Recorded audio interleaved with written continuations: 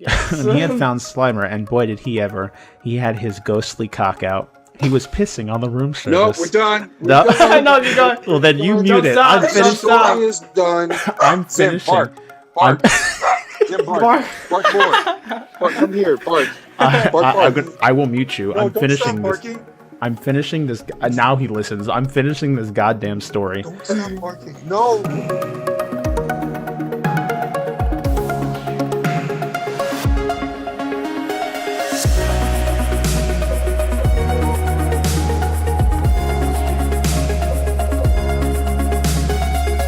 Hello, everyone, and welcome to episode 29 of the Thought Patrol podcast. Merry Christmas! Penis. Thanksgiving is over. That means it's Christmas. She has a point. Yes. The Christmas, the Christmas music should have started playing on everyone's radio stations. Your favorite tunes, a little holiday cheer, or bah humbug. You never know. And two, that was a good segue, Caitlyn, even though you didn't know it was going to be a segue. And to celebrate that, we are going to be starting 30 days of Christmas with the Thought Patrol podcast. What's up? And every the week, Christmas movie thing, right? yeah, every week we will be watching a Christmas movie. Only the shitty ones. And we will bring a review or a little bit of our thoughts, or I guess just talking about it every week for every week of Christmas. So I'm not watching a Lifetime Christmas movie. Yes, you are. Yes, you are. I have a whole list of Christmas movies you can choose from, but I will be damned. That's one of them. If I get dragged onto one of those Lifetime No, Christmas Shawn, specials, you're watching like one. I'm Sarah sorry. Michelle Gellar or that chick from Nickelodeon. You're watching them. I'm sorry. okay, how about this? If you're going to do that, take them off and set it here instead, so you can at least look into the mic while you talk. I like I where I don't this have is the going. promo. What are we talking about? Just hold them on your side. She's being proactive. That's all she's Because doing. you guys sometimes go on tangents I don't give a shit So about. she brought the So I brought Switch. the Switch.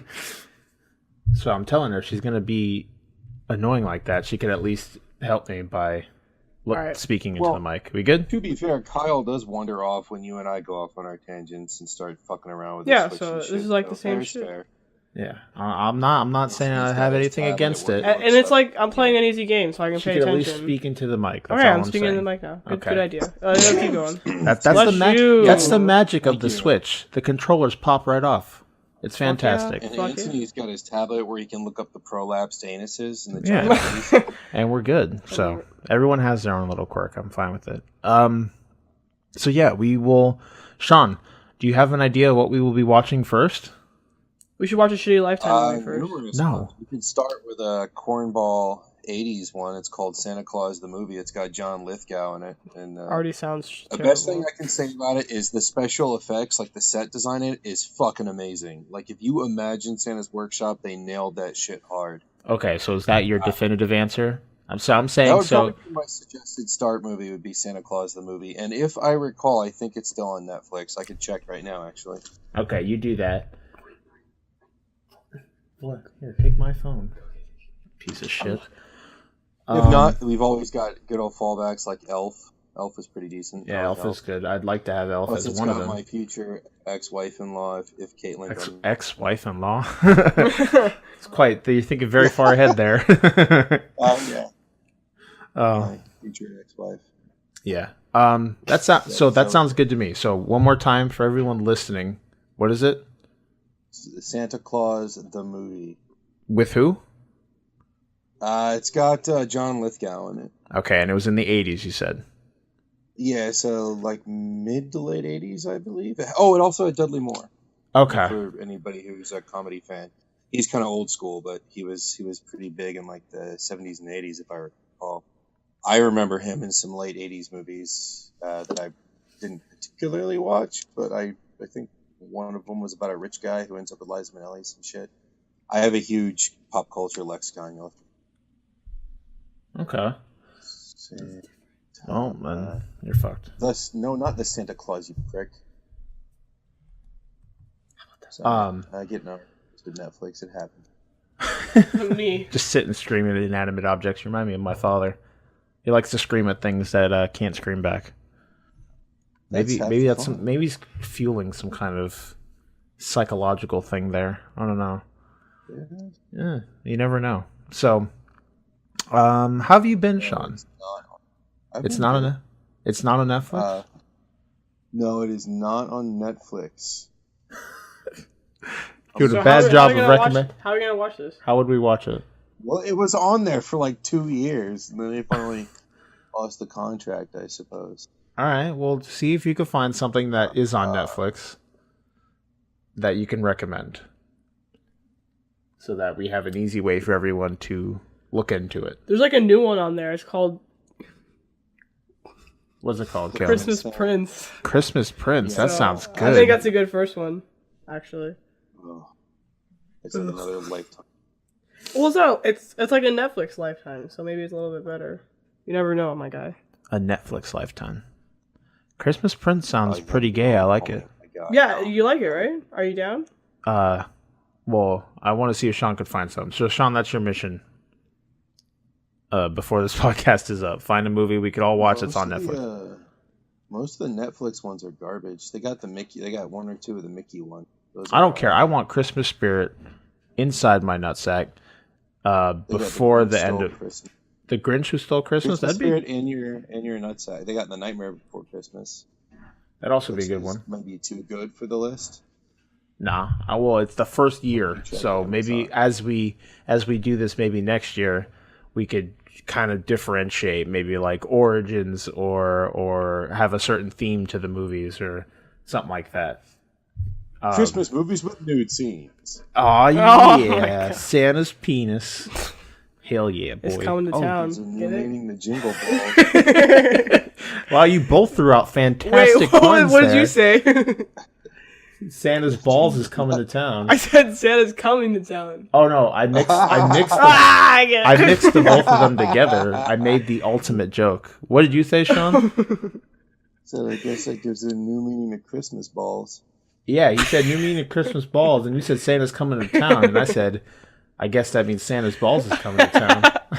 I wish I could listen back. Them. That was perfect. Yeah. Okay, guys, it is on Amazon Prime. Which one?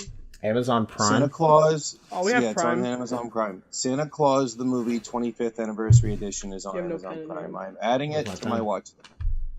It's in the. They also have the original version, but why do that when there's the 25th anniversary? Which I will. All right, I'm down. What's it called again? It's on Amazon. Santa Claus the movie 25th anniversary edition. They have the original and the remastered version for no particular reason. What's the difference? It's remastered. I'm assuming it looks better when it's remastered. It's usually the case, Count. How would you suck my ass, imbecile? Suck my ass. All right, so that sounds perfect to me. So if you guys want to follow along and watch these movies with us, like I said, we're gonna try and give you a way to watch them each week so that you can follow along with us on these. How many days on Christmas? 25. No, Christmas is on the 25th. Oh, how many days are in a month? 20. Nope. Whatever. 31. The TP Christmas. That's what we're gonna call it. It's 31 minus 1, so 30. You like that math? What the fuck? It's on the 25th. So it's in a month. Are we watching multiple movies a week? Or are we watching one movie a week? Yeah, we've got enough one movie a week. I'm not going to put that kind of burden on our listeners. One movie a week. Or us. What do you mean? I got time to watch all these fucking movies. I can really watch my own fucking shows. Listen, Cal. You don't even watch anime with me. I'm still trying to get her to finish fucking Made in Abyss. We're doing Shawn, good, though. Did you see that they announced the second season? I did, yes. I am excited. I've seen pictures from the manga too that had minor spoilers, and I am excited. That's all I can say. So yeah, how have you been, Shawn? Dude, how's your week been? Really good selection of Christmas movies. We still fucking talking about Christmas movies. The Polar Express. They've got Elf, Jingle All the Way, the remake of Miracle on 34th Street. They got this is Amazon Prime. Yeah. Oh, they got a bunch of the cartoons like Frosty and Rudolph. That's how you get in the Christmas spirit, everyone. Yeah, just go fucking give Amazon $90 a year. Yeah, go ham. That's a lot of money. So, one more time, Shawn. How's your week been? How have you been? We haven't heard I from you. No, I did a little bit of Black Friday shopping, overspent as usual. Me, about I $2. did too. Yeah, I have $2 to my name. Not as the first time that's happened. Did you like step away Me from as your mic? Fuck. You like have $2 to my. I have like 50 cents to my name, so maybe less. Yeah. Did you like decide to get up and step away from your microphone because you got lower as you said that? I got lower. Not lower. Like I can barely hear you lower. Oh. Really? Yeah. There you go. You fixed it. I don't know what the fuck you did, but you fixed it. Yep. Just speak up. Oh, you know what? I think it was sitting on mute, so I might have tapped the mute button. Okay. Okay, so Black Friday shopping. $2 to your name. Yeah. All right. You get any deals? You trample any old women? Yeah. I bought some geek shit for like 30 and 20% off and whatnot at GameStop. I got a Deadpool statue, I got a Harley Quinn statue in the classic outfit. Ooh. The one where she's not dressed like a hooker. Ooh. Not that I mind those, but yeah, the one where she's got the Harley Quinn outfit on. It's really nice. I got, I don't know, some Zelda figures and shit. Just stuff. A bunch of amiibos that are going to be super rare immediately because Nintendo short shifts everything. Sounds What good. kind of amiibos? Are they the new ones, like the Champion amiibos or the Metroid amiibos? I haven't been able to find the Metroid double set at Walmart. I've been looking for it. I got a new one from Fire Emblem because they've been doing that ongoing Fire Emblem series. I got a Link with the bow. I got the new Zelda, and I got Oh, new Zelda. It's got that ass I though. don't remember the third one. Oh, I got the Ruto Princess, I believe. Oh, the Gerudo Princess. I like Yeah, princesses. from the new game, the one with the purple pink motif. Mm-hmm. I picked her up, and some small things like pops and shit. Nice. That was about it. It was all it added up, man. The cool thing was this Deadpool statue is huge, and it was only $30. And what cracks me up is just to run along with the joke of Deadpool always being non sequitur. It's not listed as a Deadpool statue. The box says Deadpool keychain and includes statue. And the keychain snaps in and out of the statue. It's right on the front. It's like an emblem. Nice. So I bought a $30 keychain that has a statue with it. Good. Cool. Very Sounds nice. like a perfect deal, dude. It's awesome. Yeah. So, that's good. How about games? Have you decided to step into Persona yet? I have, yeah. Oh, awesome. I wanted to download more of the expanded content, but that's going to be like another $140. Yeah, they threw so much. They threw so much costumes and DLC. everything. There's so much DLC in that game. It's crazy. I actually went to play it the other day because I've been stuck in the throes of severe boredom. The only person that I've been able to communicate with in the last week has been Jonathan. We've linked up twice online. And it's funny because Jonathan and I start off with a really great conversation, and then about a half hour in, neither of us is talking. We're just doing other shit and occasionally making quips. It's like two old married people sitting on opposite ends of the couch that occasionally say something to each other. It's fucking hilarious, and it happens every single time. That's pretty much how conversation goes with Jonathan. It's about how it devolves every time. Yeah, it's pretty magical. Yeah, you're just both sitting there in complete silence. Anyway, I went to start it, and then some shit went down. Like, the game was coming up, I saw the logo, and then I had to turn it off. Like, that's about how far I got into it, and then I had to leave. Well, I hope you get more into it, because this podcast we will be talking about our Game of the Year predictions, because the awards will be on the... Well, technically, the awards aren't till the 7th. But we're going to talk about them now, because we'll have one more podcast before the awards actually come out. But we're going to talk about what we think will be Game of the Year. I think you all know our answer. Mostly because nothing has fucking happened in the last week. Nothing major at all. But we do have the awards coming up. A lot of stuff. I know a lot of stuff came out this year, but there's not all there. I mean, I can only think of 4 or 5 titles that really felt remarkable. Mister, I haven't played half of them. I'm gonna go Yeah, but through even- what I I'm gonna can go still through the tell what's nominees good. because I have all the nominees listed and I have the categories, and I'm gonna go through everything that they have currently. Also, if you guys do want to vote, there are a lot. Everything besides Game of the Year is up for a vote, so you could vote for what you think deserves to win each category on the Game Awards website. It's just the Game Awards. You just Google it, and it'll be the first site there, and you can vote for nominees. I'm gonna go through. Well, how about everybody else's week first? Yeah, I'm just explaining what's gonna go on. How about you, Caitlyn? I know that we spent all day together, Caitlyn. Oh Had yeah, to we deal did. with each other all day, and Oh man, it was a interesting day today. it was an interesting day. And we basically today we went to go see Castle Can I in the say Sky, can I or say not Castle in the my Sky. week? My week. Go about your week, Caitlyn. What you got for us? Exactly. So let's see. I know you've been playing Stardew Valley as you are right now. Yeah, I'm like addicted as fuck. What do you think about it?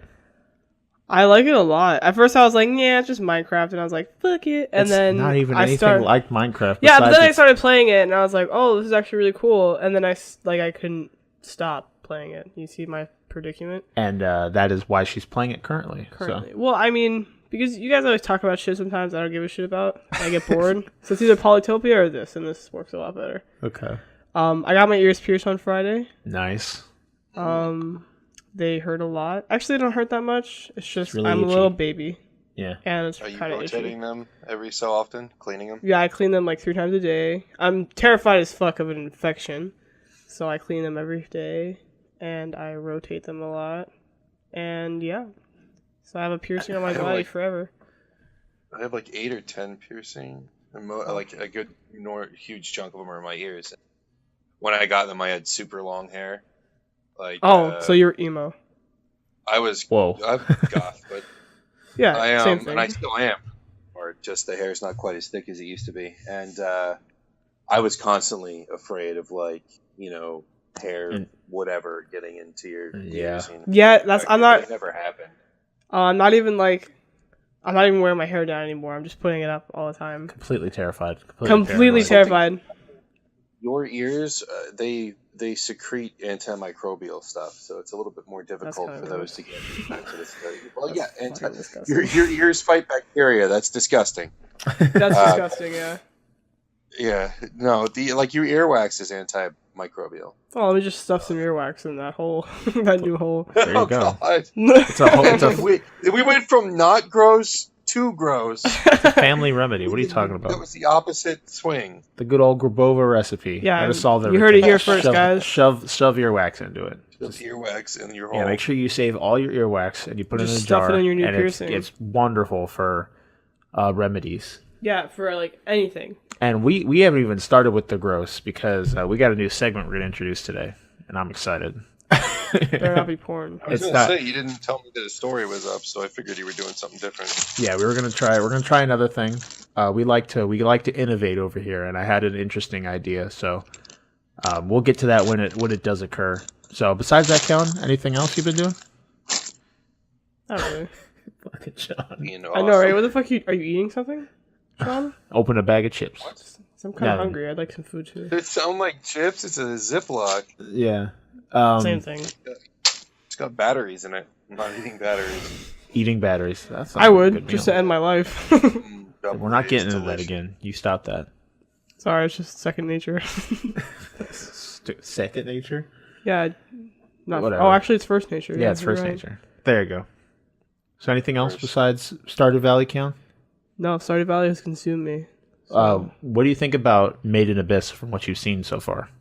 We're on episode 7. The main character is really fucking annoying. She does She's get kind of annoying. pissing me off. Yeah. But I like the little dude. The little dude, What's robot his name? guy, Robot guy. What's his name? Robot Coon. That's not his fucking name. What's his name? Reg. His name's Reg. Yeah. Yeah. I like him a lot. Yeah, but the he's character, the girl's really annoying. Does she get less annoying? Yeah. Sadly, well, yeah, she does. I'd say so. There's going to be one more scene where she's pseudo annoying, and then after that, she's pretty good. Does she get Yeah, she useful? has kind of a horrifying experience that helps turn her around a little bit. Thank God. Does she get?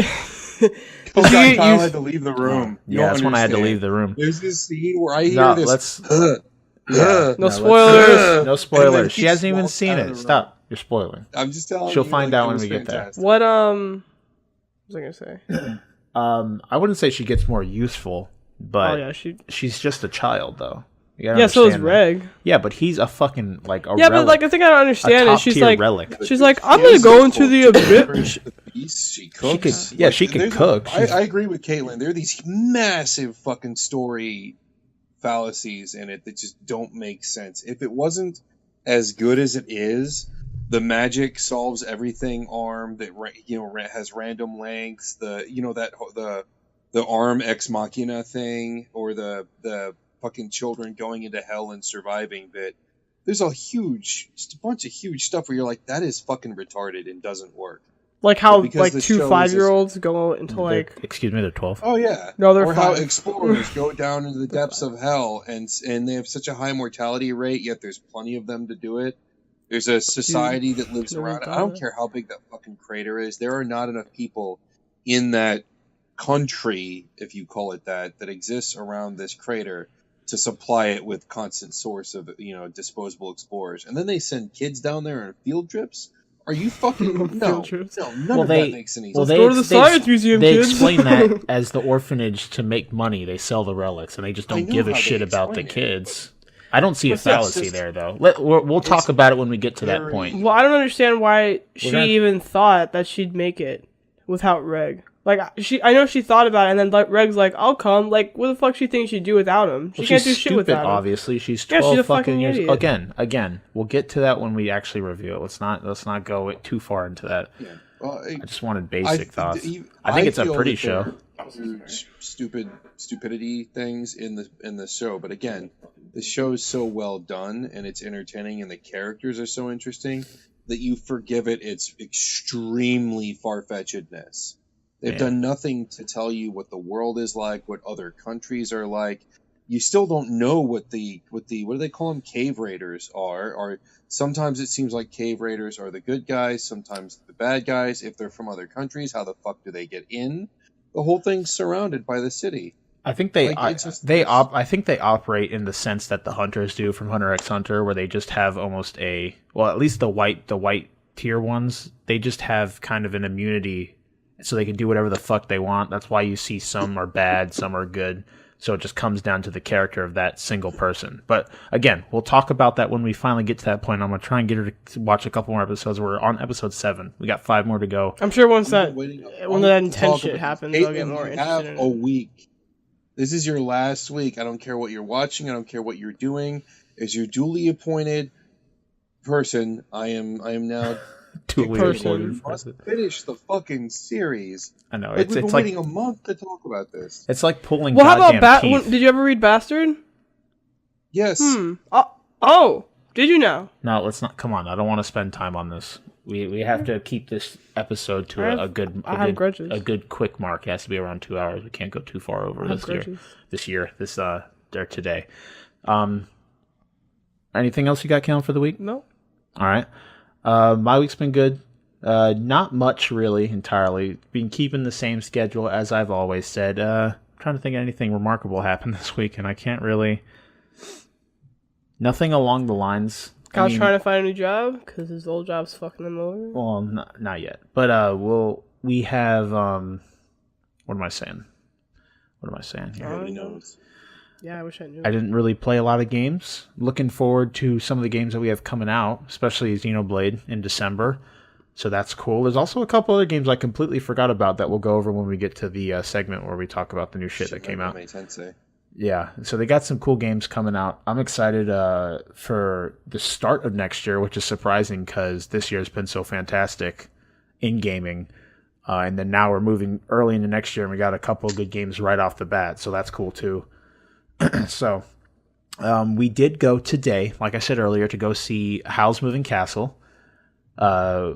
This was the last movie they showed with the Ghibli Fest that they've been doing for the past couple months. So this is the last movie, which is sad. I want to look into going to go see the new Yonebayashi movie, Mary and the Red Flower. Is that what it was? Or the Witch's Flower. Mary and the Witch's Flower, which is coming out in January. So hopefully they'll have a theater near us that is playing that. We'll have to look into it. Fandango does their shit, and so stuff like that. So What do you think about the movie, Caitlyn? Thoughts on Howl's Moving Castle? I really liked it. I was like, as soon as the movie was over, I'm like, I'm gonna buy an SD card, and I'm gonna buy the movie. And I'm gonna put it on my SD card so I can watch it on my phone whenever the fuck I want. Yeah, have the movie at all times. There were a lot of moments where I wanted to like go back, and I'm like, oh, I want to watch that one more time. Can we go back? And I'm like, oh yeah. Yeah. What do you think ranking amongst the other Ghibli movies that we've watched? Give me like a top 3 out of all the ones that we've seen since we're finally done with these movies. That were the ones that they were showing at the fest. Although there's still some more that I'd like you to see that I've seen that I thought were good. What do you think amongst the ones that we've seen, which I will look up what they are in a second. Which ones did you think like top 3? Give me a top 3. Well, I'm not going to include Spirited Away because I've already seen it before. You got a bias? Yeah, I have a bias to that one. Okay. But number 1 I'd say is Nausicaa. Okay. Because that one was like really fucking like unique. I've never seen a storyline like that one, so I was really impressed. Number 2 I'd say would be Howl's Moving Castle. And then number 3, what else did we see? We saw Kiki's. Oh, I could go over them. We didn't see Totoro, sadly. We missed that first month. We saw Kiki's, Castle in the Sky, Nausicaa in the Valley of the Wind, Spirited Away, and Howl's Moving Castle. There's only 5. I'd say Castle in the Sky. Or there's 6. What happened? They didn't show Mononoke? No, they didn't. That really pissed me off. Yeah. I really wanted to see it. Nausicaa's my first, and Mononoke would be my second. Yeah, those are both fantastic films. I think amongst the ones that we've seen, I had such a disposition for Kiki's Delivery Service. I have no idea why, but I enjoyed that movie so much. I really don't know why. So that sits at my number 2. I do want to say that Howl's is... I loved Nausicaa, and I thought it was good. And they had some really nice... it's hard to rank these movies, because they're all really fantastic. Like, I'm thinking back, and I thought Castle in the Sky was also a fantastic movie. I thought Castle in the Sky was too long. I'd say total production and everything, and just the entire experience overall, I'd say from the ones that we've seen would be Howl's, because Howl's had a really good dub. The music Christian was good. Bale was in the dub. Howl was voiced by Christian Bale in this movie, which sounds like Batman the entire he has a moment time. in the movie where he's like losing control of like his power, and he like reverts into this other monster, and he's talking in like a raspy voice, and he sounded just like fucking Batman. I'm like, that's Batman. Well, you can't use it based on sub. You can't not hear Christian Bale or you cannot hear Batman when he's talking like that. But you can't rank it based on sub because we didn't see all the dub because we didn't see all the movies dubbed. We didn't, but so I don't think you could. That's not fair to all the other movies.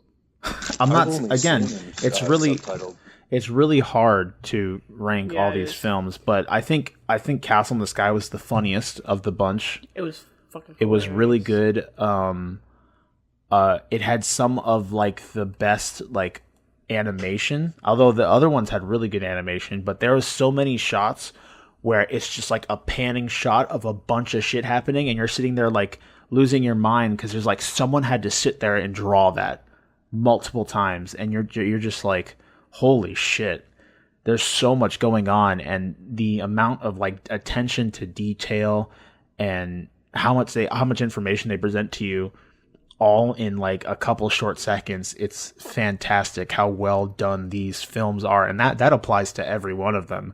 It's just this is well, amongst this list, this one's the most recent. Yeah, it's 2004 because Spirited Away was 2003, right? Mm-hmm. Yeah, so this is the most recent of the 5 that we saw, and it's awesome. It doesn't even look like it was made in 2004. You can even go back to like Totoro and Nausicaa, and they still trump 80 to 90% of the shit we see today because there's just so much like passion and detail put into everything that they do. I just think there's a lot of bullshit in today's like. I know. We talked about that a couple episodes back with the anime stigma episode. It's like the what's the word I used? I don't know. It's the really, oversaturation. Yeah, it's really refreshing to go and see these movies because of how unique they are and how much love is put into them. Yeah, that's why I really like. That's why I'm gonna miss it so much because now it's back to the same old bullshit with Marvel and DC. Filling up the fucking movies. I hate seeing superhero movies now. Like, it's driving me crazy because that's all we see, and people go crazy over them. Just like, this is the same old bullshit. Like, they were complaining about Justice League. Well, Justice League, I've heard, was just a shitty movie in general. Well, you know why they were saying that? They're like, oh, it's because it's really repetitive and the enemy sucks. I'm like, have you seen the Marvel movies? Like, it's just as bad. Well, I think the problem with Justice League is the fact that they tried to have a payoff without a build-up.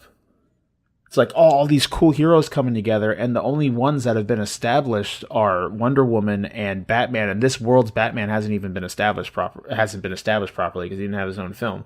The thing with the Marvel movies that make them so good is that they all have, like, I think of, like, the Marvel movies as just all really big character arcs, and then they have, like, the everyone fighting together films, and you see this payoff because you see all these people that you've kind of somewhat grown to be attached to duking it out. Like, that's why Civil War was so cool.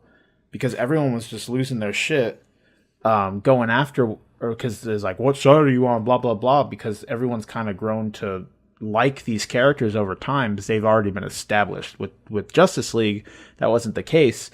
So you're just dealing with the movie that wasn't exactly put together well. And I've heard that the CG was bad. I've heard that Zack Snyder did his thing about being Zack Snyder. And it's just overall a poorly put together film. And it's just there's no like payoff to fall back on because there was no proper setup for all these characters besides like Wonder Woman. So that's that problem with those. But I think the Marvel movies do a good job of having a build up to a payoff, and that's why people lose their shit over them because of the way that like all the other films are like character arcs, and you have the Avengers movies where it's like that big payoff of everyone working together to solve a problem. Like, I see where you're coming from.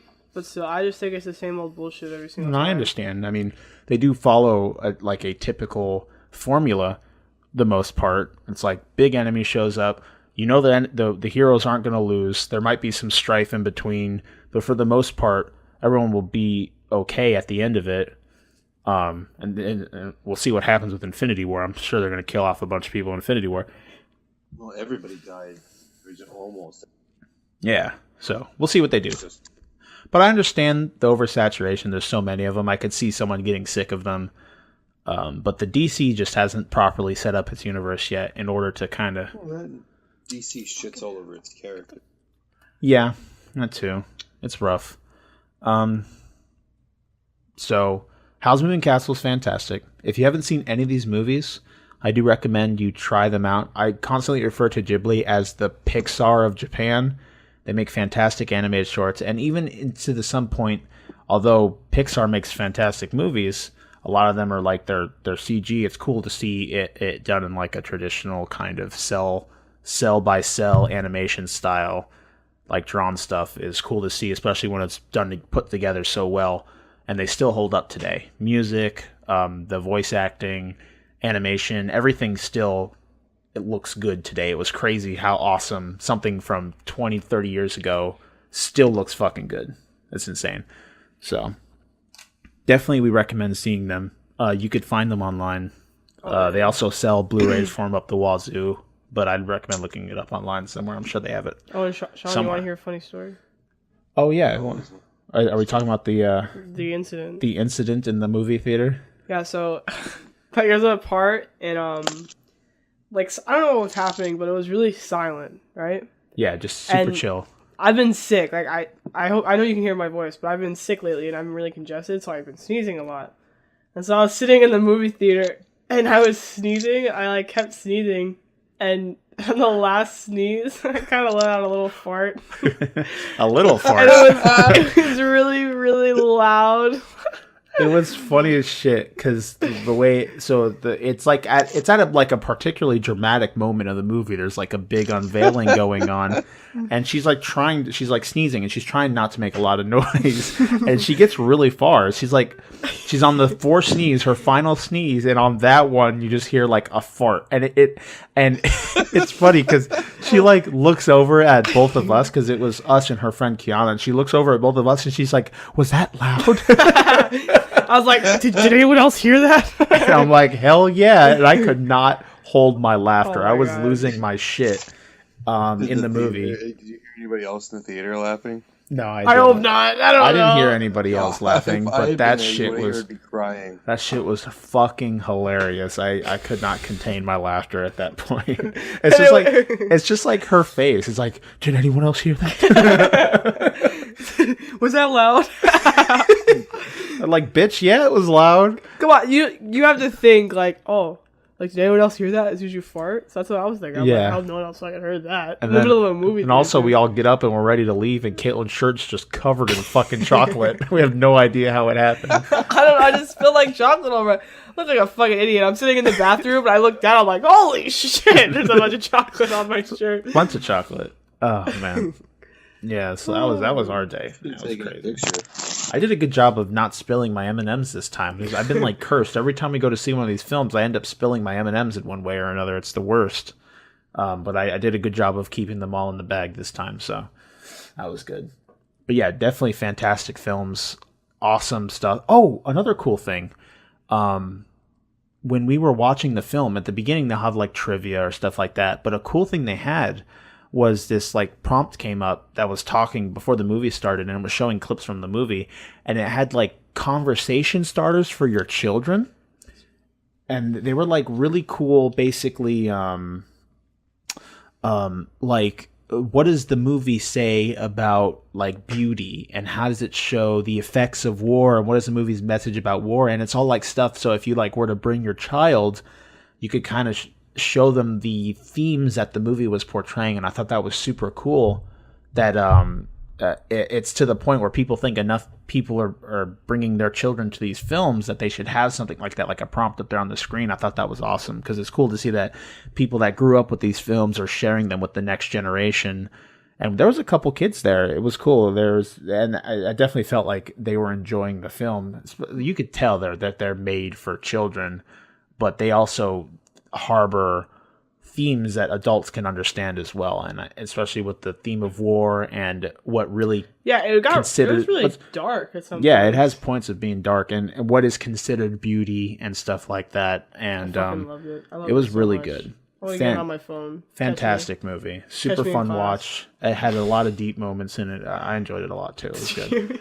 This is one of the two that I had not seen prior, so it was a brand new experience for me, and I was super excited. I only saw like one, and that was fucking Spirited Away. I'm missing a whole life. My goodness. We need to get you on Princess Mononoke, The Tale of Princess Kaguya. I've heard that when Marnie was there was okay.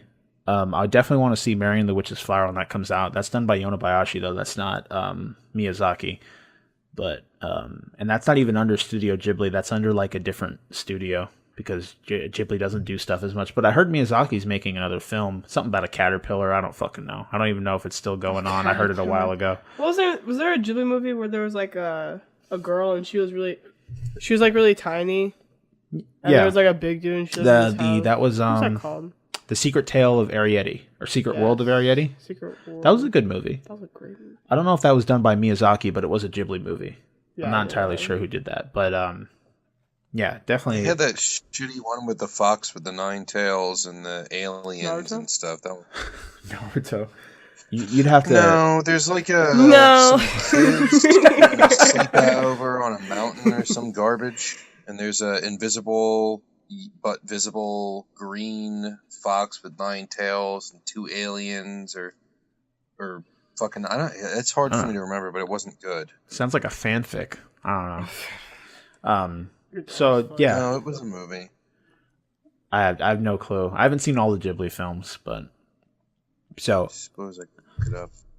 Yeah, you could. All right. So, one more time, I'm glad you can all join me today. This is episode 29 of the Thought Patrol podcast. Thank you all for tuning in.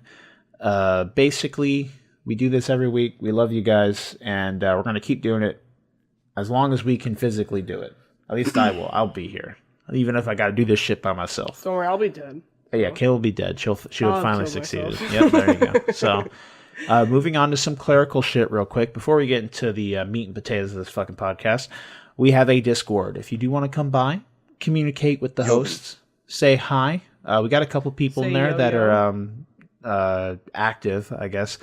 All this stuff will be in the description below. If you want to leave a comment, you hear anything that we talked about, maybe what was your game of the year, what you thought should win some of these awards, let us know in the comments below. If you like our content, feel free to subscribe either on the platform you're listening to us on or on YouTube. Our homepage. We also have a Twitter at ThoughtPatrolPD where you can check up for updates on the channel. Also, if you really like us, you really want some brownie points, you can leave us an iTunes review. It will get read on the podcast, and we would love to hear from every single one of you. So, moving on, we have the mailbag segment. We actually have some questions to go through, and also a continuation of last week's mailbag as well. Although Sam is not here for that, I will give my answer, and maybe we could get a little bit of a answer from the other two hosts on this idea. So first we'll start with the Flash. Sam Harris, good old reliable, coming at us with another fucking question. He says, hello, gorgeous people. If you had the chance to direct a Nintendo game, which franchise would you choose? And by direct, I mean to oversee every aspect of the process. You guys rock, and remember, there is always hope in the darkness. It's like Sam is your counter arc. You have to say the last part. I will. It's like Sam is your counter arc, Caitlyn. What do you mean? You're the depressing, suicidal one, and Sam's like the uplifting. Although he has been depressing, but he's turned a new leaf. So make a good team. You guys rock. Remember, there's always hope in the darkness, and he ends it with plus ultra, and I love that shit. There's always hope in the. You want to do it for me, Cal? Familiar. You want to do it for me, Cal? Give me a good plus ultra. Fuck no. Oh, okay. Well, I don't got the energy for that right now. Plus ultra. Oh, that was good. Fuck, that wasn't good. 10. That was a 10. What are you talking about? Oh man, fucking My Hero Academy is awesome. So, what do we got? If you guys had the chance to completely oversee a Nintendo game being made, a new one, it could either be an existing IP or something you'd want to see Nintendo work on. What do you guys think you'd want to do? Wait, what's the question? If you had the chance to direct a Nintendo game franchise, what would you choose? So say the new Zelda is coming out and you had the chance to completely oversee how it's made and make creative choices about it. You're not actually making the game, but you're watching over the process and getting to choose what direction it takes. That's what I've always wanted to do. That's my chosen career. You're a little far from the mic. Stop messing with the cord, fam. Oh, my bad. Is it better now? Yeah, much better. So, okay. No, that's what I actually always wanted to do. You know, when you start a Final Fantasy game and it does the little, opening splash movie and it says bye and it says, the name that oversaw the entire thing. That's what I wanted. Cool.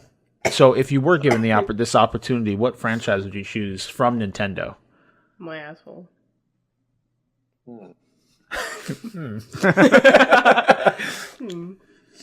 That's a hard choice, man. I've always wanted to make a Mario game. I've always wanted to make a Zelda game. But you know what? They are always going to be making those. So I might choose one that hasn't gotten a lot of love recently, like Kid Icarus, or I'd bring a classic Nintendo franchise back. Something that was really, really good that they just haven't paid much attention. Duck Hunt 2. The fuck? That sounds like a good idea. That? Duck Hunt 2. Duck Hunt Remastered. I don't know how you do it. You could do it on the Switch. Use the Joy-Con to aim.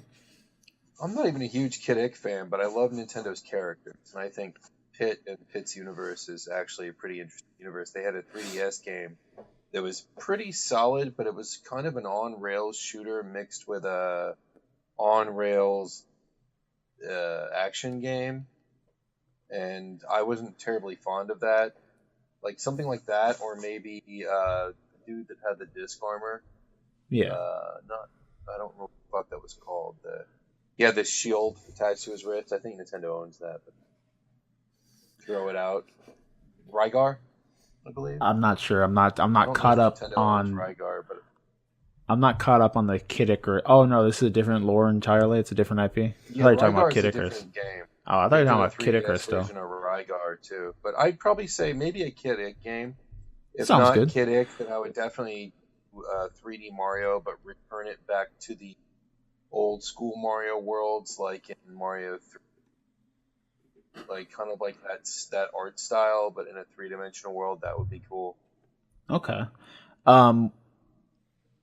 Sounds good. What about you, Caitlyn? If you were to make that change, or if you Splatoon, Yeah. you want to make another Splatoon game? What? We said to oversee it. Yeah. Like, You'd be making a new game in the franchise. What direction would you want Splatoon to go then? maybe. Splatoon, but GTA. You can pick up hookers and stuff. Halfway through the game, they stop to go take a shit. No, I want to oversee it like a previous game. I wouldn't want like a new one. Well, that's the idea. That if they're making a new game and you got a chance to direct it, Oh yeah. what IP would you choose? I would make them cows instead of squids. Cows instead of squids. Yep. And Splatoon. So what would they shoot? Milk instead of ink? Yeah. Shit, we already got a game. Guys, we got a fucking game.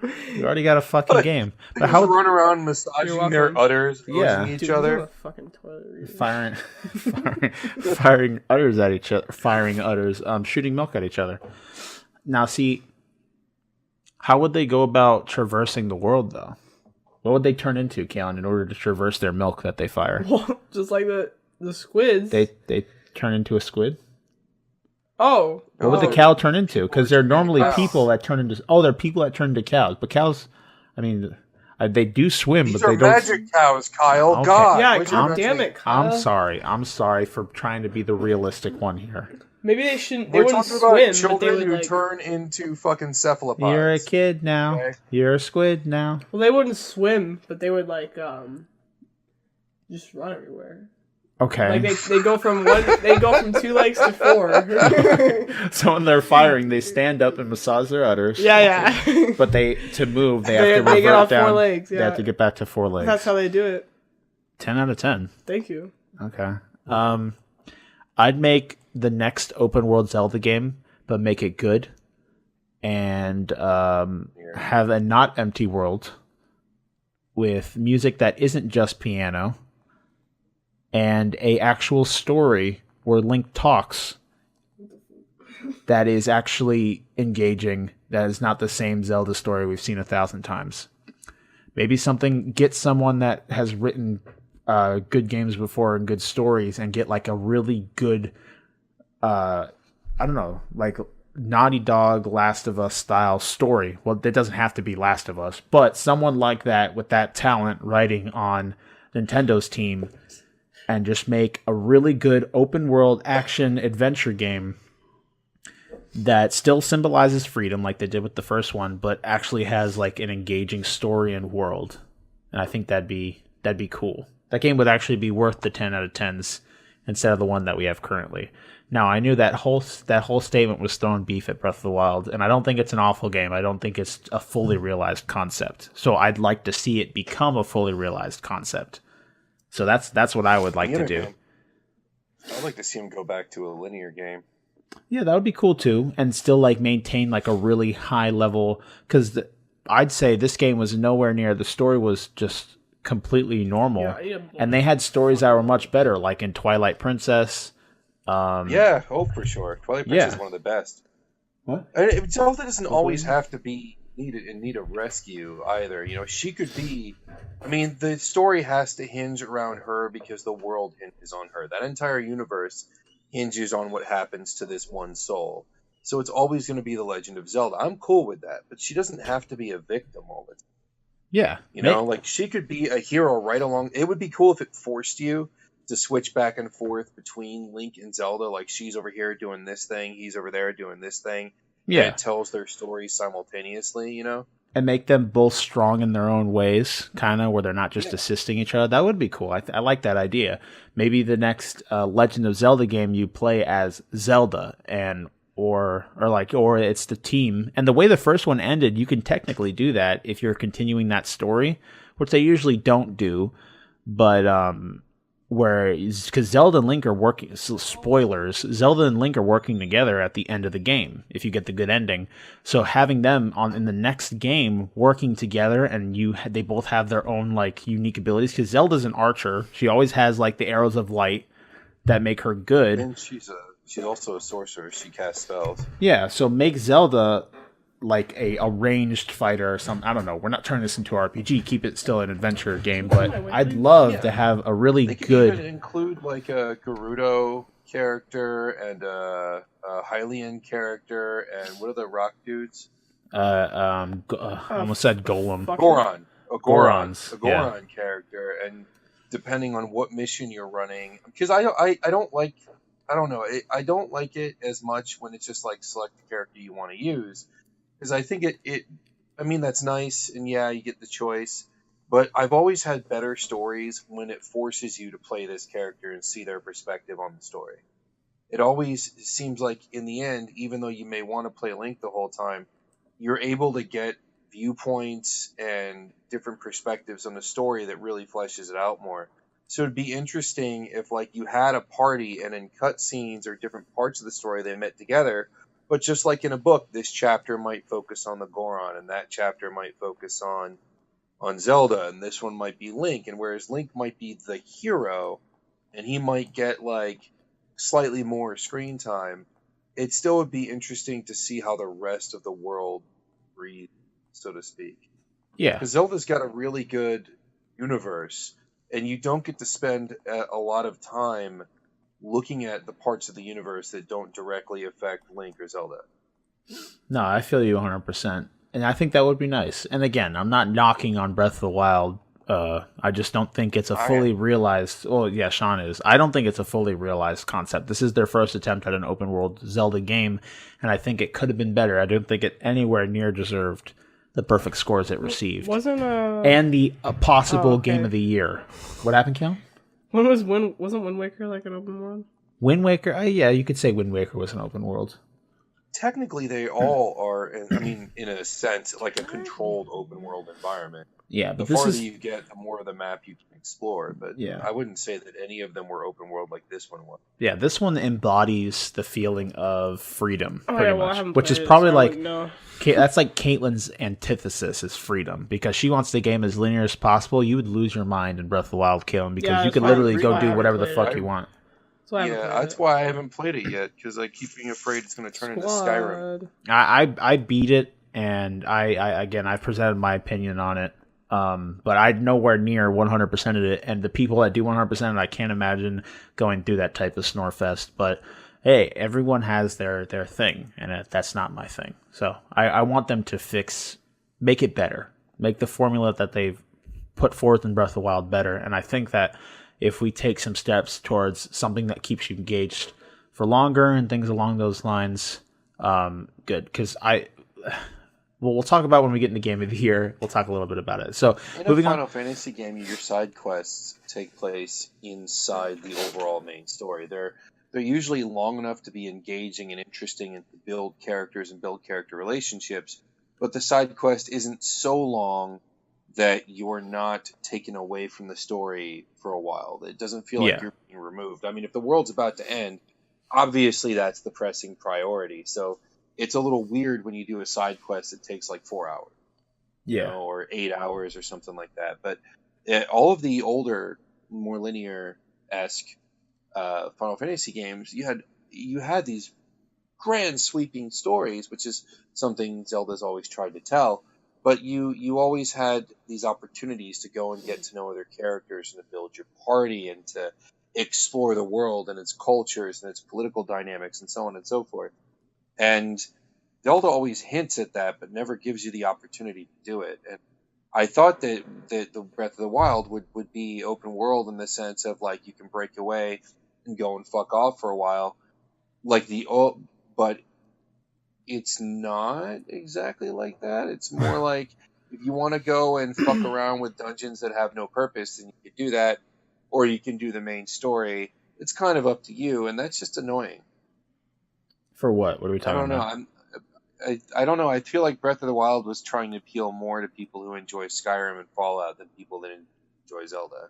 I think they were trying to expand their user base or something, and I think that seems foolish because Zelda's got a fairly permanently installed base. Like, I will buy every version of Zelda that comes out, no matter how shitty people think it's going to be, just because it's Zelda and it's a brand that you trust. Yeah, I understand where you're coming from. I don't necessarily agree, but I do understand where you're coming from. and I think that this can go. They can make it better. That's all I'm trying to say. So let's move on to the next question.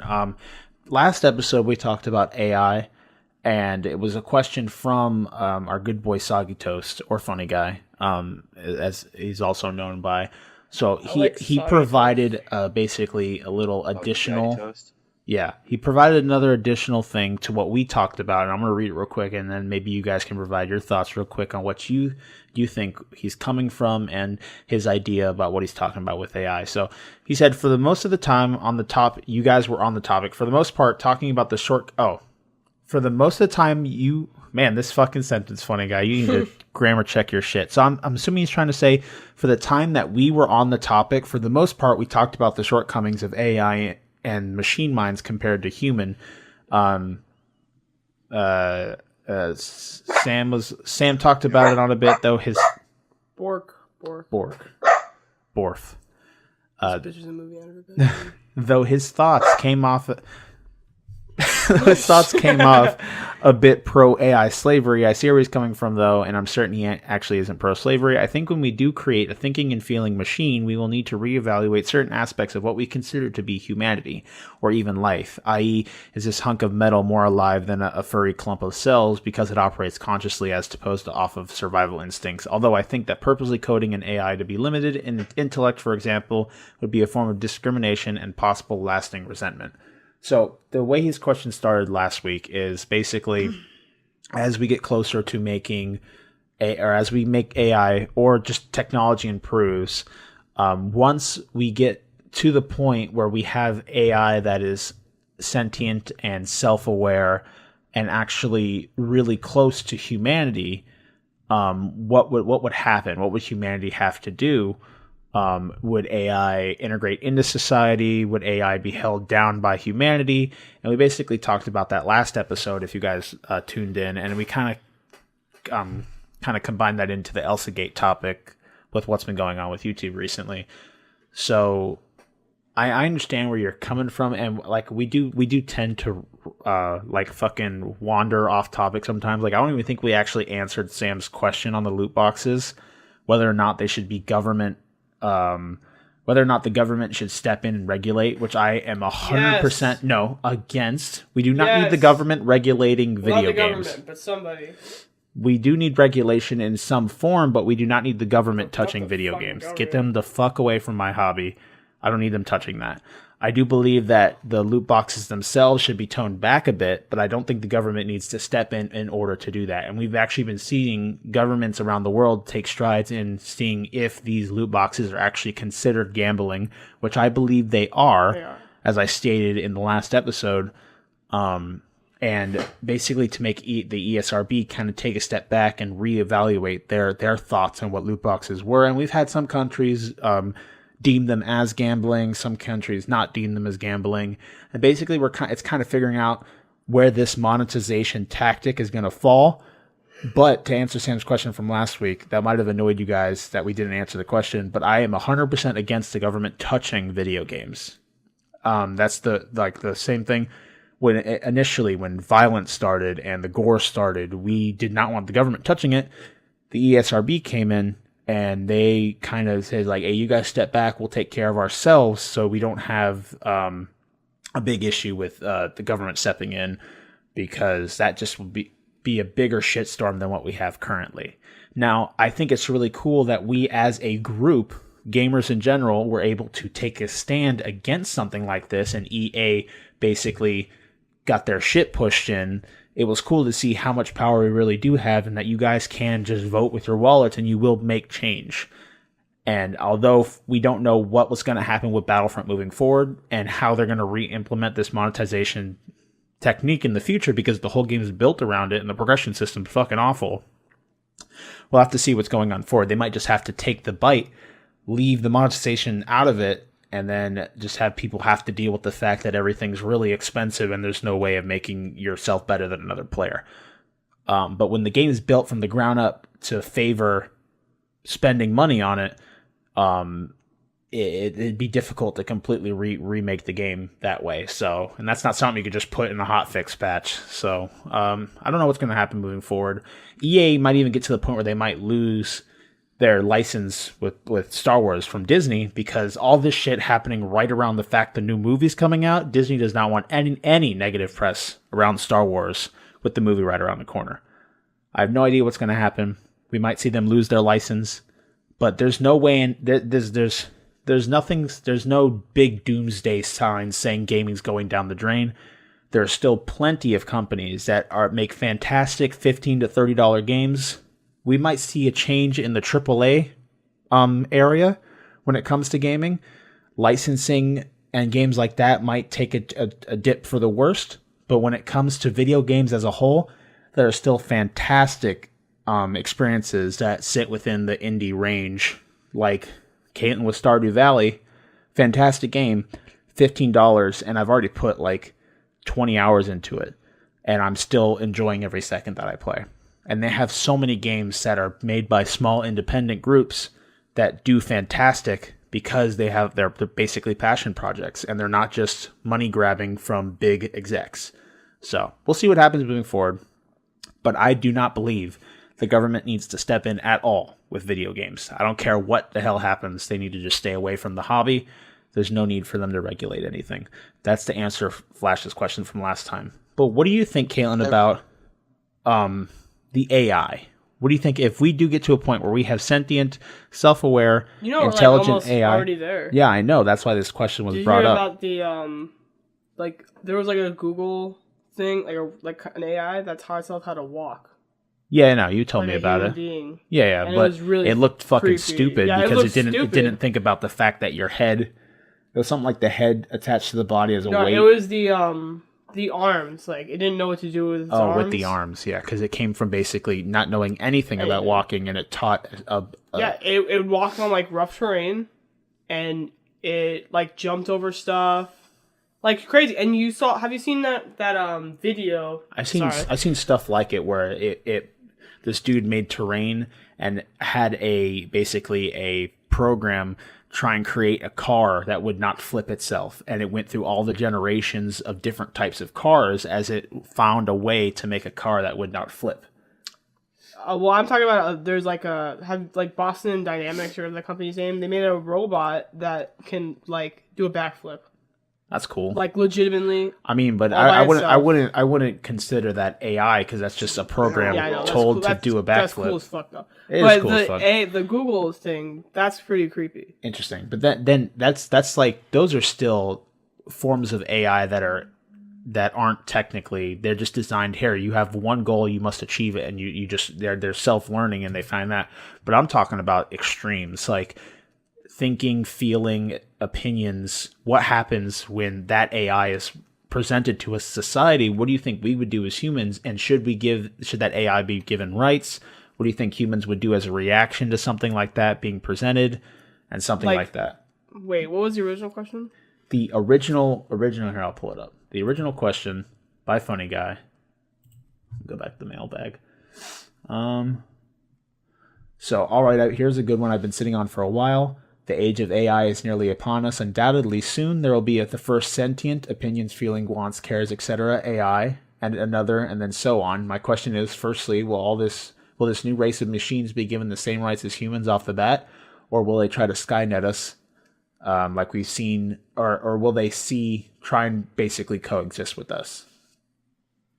That was his original question. Like, what do I think would happen? I don't fucking know. I mean, I don't know if a robot can be like. Well, as of right now, it's not possible. Well, if an AI can develop like, sorry, I'm fucking. Because we were talking about malicious intent. I don't know if they can try and develop that kind of a feeling. Yeah. Well, the thing keep going. Yeah, I'm sorry for interrupting, but fucker. but the thing with it that was like presented that we've seen in like pop culture before is the fact that if you think of an AI as a child, something that's learning from the ground up, they know nothing about their surroundings.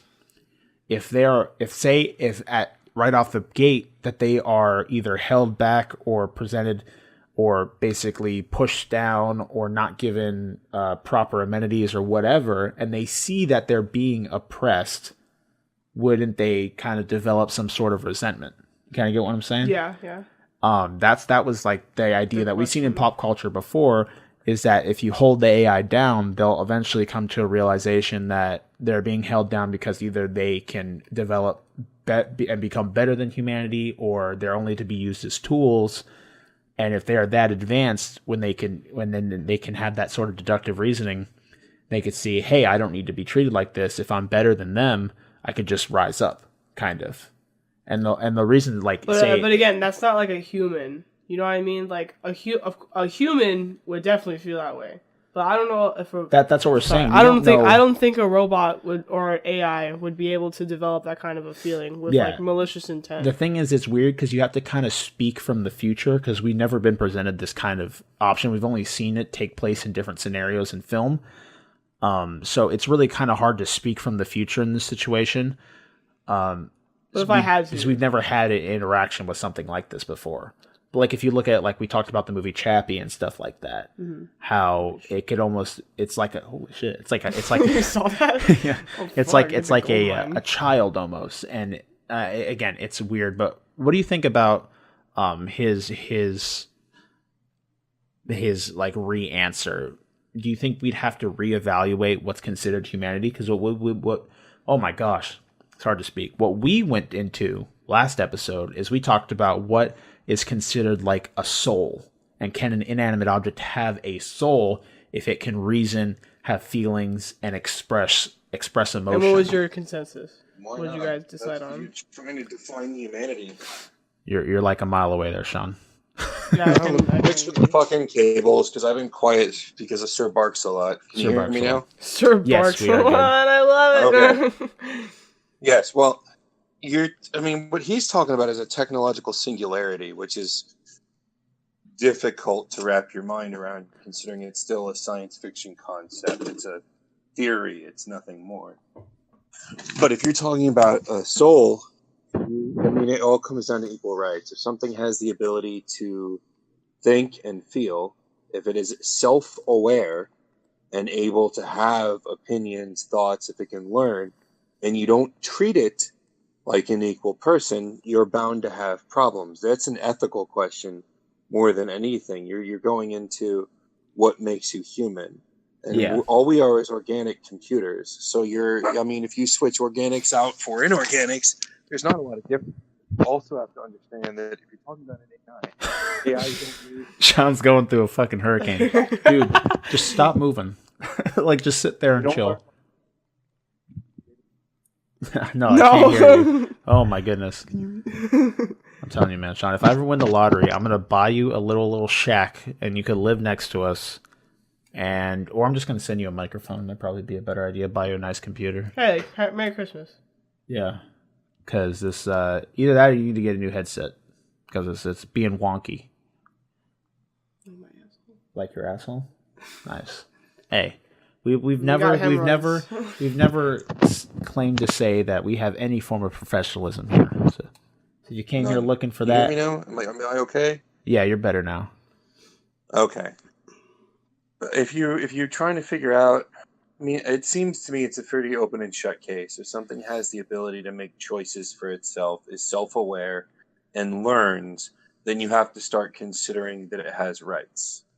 Yeah. There have been scientists who've been trying to figure out, like for instance, dolphins and other higher intelligent mammals have been edging closer to getting higher rights than what you'd say dogs and cats get. That hasn't gone much of anywhere. There's certain countries that put extra protections in place because they are of such higher intelligence, like dolphins, whales, and elephants, and certain other animals have been the great apes, like gorillas and shit, have shown to have a certain level of self-awareness, some more than others. But those are some animals that they've been studying to decide if they need to kind of raise their classification a bit. Yeah. When you're talking about like computers, because if he's talking about AI getting to that point, that's what's called the technological singularity. When AI hits the point where it's able to create technology on a scale that surpasses what we can do. And then it causes just a mass evolution. Society, how we function as humans, the whole 9 yards would blow up. Whether we like it or not, that is what would likely happen if we allowed it to happen. But nobody that writes or codes AI right now allows that. They always put in a significant amount of checks and balances and blocks and locks and things of that nature in the coding to prevent the AI from going outside of certain parameters. In all honesty, I don't think they should do it, because if you create life, that you are then responsible for that life, and there's no predicting what that life is going to choose to do, and you can't fault it for what it chooses. And I think that humanity as a whole isn't prepared to accept another life form into the universe aside from itself that's able to compete on any kind of a level like that. So I think it's mostly science fiction. Yeah, and we are at the point where we can write AI that can learn. I think it's more than likely going to be decades before we come up with an AI that has a awareness of a human level or better. But even if it wasn't, like say it was 3 or 4 years, that to me is in that same questionable level of going into a lab and combining random cells and creating an animal off of those cells using gene therapy and programming and shit like that. I don't think people should play God. Yeah. And another you don't know what life is going to be like for that life form. Yeah. And when I was answering the question initially, I was trying to speak from the idea of how I view us as a whole, humanity. And I don't think that, like you were saying, that we would be so accepting of something like this off the bat. I think it'd be more of the case of, like you said, we already do, where there are parameters set to programs. I think that there'd be something in the sense of the science fiction situation. If AI was to sprout up something like this, it just came out of left field. Some scientist in his basement was able to code something that was self-learning, whatever. We've seen it 1,000 times before. I think the government, humanity as a whole, would be as quick to stomp it down before it turns into anything else, as long as they knew about it. Because at a basic, AI right now is used as a tool. And I can't imagine humanity allowing something like a tool to gain rights or anything along those lines. Just, I was looking at it from a future perspective, and with having to deal with the fact that I know us, or from what I know of humanity as a whole, we're not that accepting of change. So I can't see it ever happening, and I understand where Sam's coming from, and I know it was a question to provoke just thoughtful conversation, but I think that it's very, very like optimistic to think that humanity would reevaluate certain aspects of what considers you human and stuff like that. We might see that on a smaller scale with scientists or something like that. But as a whole, I think if AI sprouted up, it'd be tried to get stomped down as fast as possible, and that might lead to some form of resentment, blah blah blah, stuff like that. So that's where I was coming from. Shawn presented that. You have anything else, Caitlyn? That's good. No. So I want to try and move on because we're already an hour and 15 minutes into this fucking episode. So, thank you all for your lovely questions. If you guys want to send us questions, you can either do it through the Discord, email, Twitter at the hashtag ThoughtPatrol mailbag or TP mailbag, and all that will be in the description down below. If you want, it all gets read on the podcast. We don't get a lot of questions, so this is a good opportunity to have something get presented straight to us, and we'll talk about it for a bit. So, moving on to the game segment, like I said, I was going to introduce a new thing today. And this is something for Caitlyn. So now, this is a new segment I'm going to call Caitlyn Reads. And I'm going to find something on the internet that I find particularly interesting. And I'm going to have Caitlyn read it for all you lovely people in her best narrative voice that she can muster. So, I'm just going to give the name of this. We're not going to get through it all in one episode. And this, this is called A New Shade of Green. So, Caitlyn, I want you to go ahead. I'm going to put this for you on the other screen. I want you to read this. Read it out loud for everyone to hear. And go ahead, give me your best. Oh, geez. Give me your... Oh, goodness. Can you read it on this screen? Can you read it on this screen? I'm not reading porn. No. No, come on. No, I'm not. No, come on. Just once. No. Do it for me. No. If you're not going to read it, I'll read it.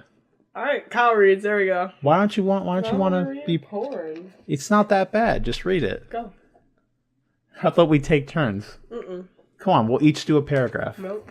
Why are you going to be like this? So You just said you'd do it for the lovely readers when did or I say listeners. that? You just said I that. told you. I'm like, I'm not reading porn. As Why soon as not? you told me. Why not? What's wrong with it? Because I don't want to. You're the Would you do worst. it for me? You're the worst. No, she's not going to do it for anyone because she's a horrible piece of humanity. Go ahead. Clump of cells that can't do anything for anybody else. Truth. All right. So I shall read this then. A clump of cells. That can't do She's anything. a clump of. Yeah, she's not even worth a name Yep, at this clump point. of cells. Clump of cells. Cells and She lives in a organs. petri dish. Yeah, Oh, he's even changing his name on the doc. I changed it because Caitlyn's a bitch. There you go. Yeah. I don't give it a peer pressure. I mean, it's not like you do anything for the podcast anyway, currently. So why not Hey, now. try and help? You're a rock I mean, you star. He's keep an essential cog in the podcast. keep machine. Shawn sane, Don't I say guess. that. Keep Shawn sane as a moral support, to say the least. All right, so Yes. I guess we'll call this Kyle Reads. I don't care. It's getting fucking read Okay. because this is a gold mine of literature I that just I want have to tell found. you, I will read porn all day. So I will fucking do that shit. The I dog. will Bork. read porn to the viewers. I'll do a 24/7 podcast where all I do is get paid to read cheap, like dime store pornography. The thing is, we'd run out of Heaving porn too bosoms quickly. and No, warm you would chests not. and whatnot. Okay. All right. So we could take turns, Shawn. I'll do it this week, and then next week you'll continue the story. How about that? So, because there's a lot here, and I'm not going to get through all of it. Actually, I probably can, but we are already late on time, so I'm going to read the first chapter. Okay. So this is A New Shade of Green. It had almost been a year since Sam had joined the Ghostbusters. He had only been learning then, but it still made him shudder to think about it. To be honest, he had never thought it was even possible until it happened. Love was a strange thing. His first night on Response with the rest of the gang, it had been a few years since the Autobot fiasco. Now this is Sam, I don't know his last name, Witwicky from fucking Transformers in the Ghostbusters universe. I'm going to keep that in mind. Okay, hold on. I have to draw a line in the sand. I don't do fan fiction.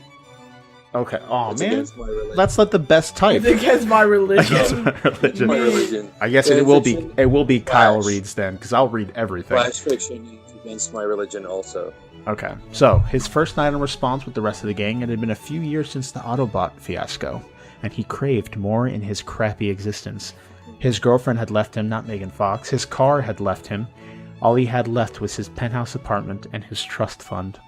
So he had joined the That was a great story. Ghostbusters. What are we doing next? No, it's not even over, bitch. he had joined the It Ghostbusters. hurts. His first night on Response, Slimer had gotten loose. He had gone back to that fancy hotel downtown. Wait, Slimers? Slimer, the lobby thing that's green that was eating all the stuff in the hotel. The Ghostbusters figured it would be a good initiation run. Let him show his worth. When he found Slimer, and boy did he ever. Oh fuck, I'm not gonna be able to read this shit. I'm sorry, when Keep going. I need to find like really classical music to over Kill you now. no, not You're yet. fucking with Ghostbusters is my number one favorite property. Here we go. You're already stepping on How a about dangerous Kyle territory. Ruins? So he reads porn. Um, Yeah, Kyle Ruins. That's what it's called. Kyle Ruins. Kyle That actually, Ruins I was like Shawn's that. There you go. childhood. I like that. Kyle Ruins. That's Did I pretty redeem good. myself? Yeah, sure. Yes. When he had found Slimer, and boy did he ever, he had his ghostly cock out. He was pissing on the room No, service. we're done. We're No. done. No, you're going. Well, then you Don't mute it. stop. I'm Don't The finished. stop. story is done. I'm Sam, finishing. bark. I'm, Bark. Jim, bark. Bark. Bark more. Bark, come here. Bark. Bark. I will mute you. No, I'm don't finishing stop this. barking. I'm finishing this. Now he listens. I'm finishing this goddamn story. Don't stop barking. No. You are not going to do this to Ghostbusters. I will. What unholy black hell did you pull I this will mute from? you, Shawn. Let me finish my story. God, tilapia. He was pissing on the room service. That bastard. Sam then poised his ray gun and shot. And all he did was fall backwards. He was pathetic. God damn it, Sam. He had heard Slimer laugh at him, that green little bastard. Slimer floated over to him, glided down. It was then that Sam noticed how big Slimer's cock actually was. Oh, God. Oh, no.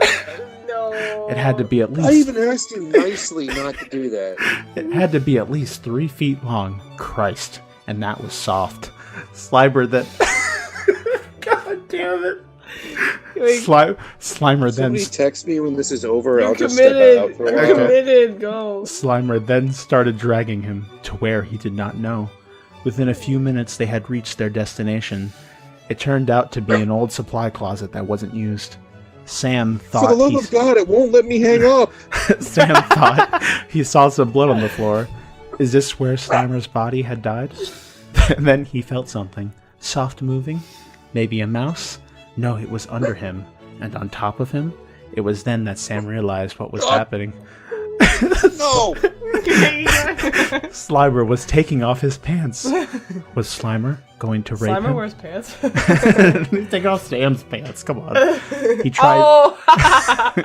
He tried screaming, pleading Screamer not to do his Screamer, but in the end, it mattered not. Slimer was going to rape him. By the time this might be kind of triggering, Slimer. By the time Sam had stopped screaming, Slimer had Sam's underwear and his shirt was off.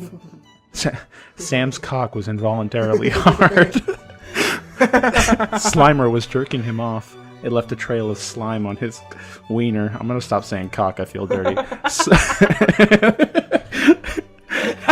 Slimer, it almost felt good. An involuntary moan slipped out of Sam. The moan did not go unnoticed by Slimer either. He sped up his jerking. Sam now moaning near non-stop.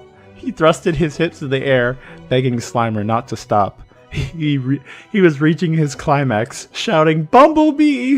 into the air. Then Slimer stopped. Sam groaned, looking up to see Slimer hit him. It really hurt. Slimer rolled him over, pulling Sam's ass into... No, it's not done.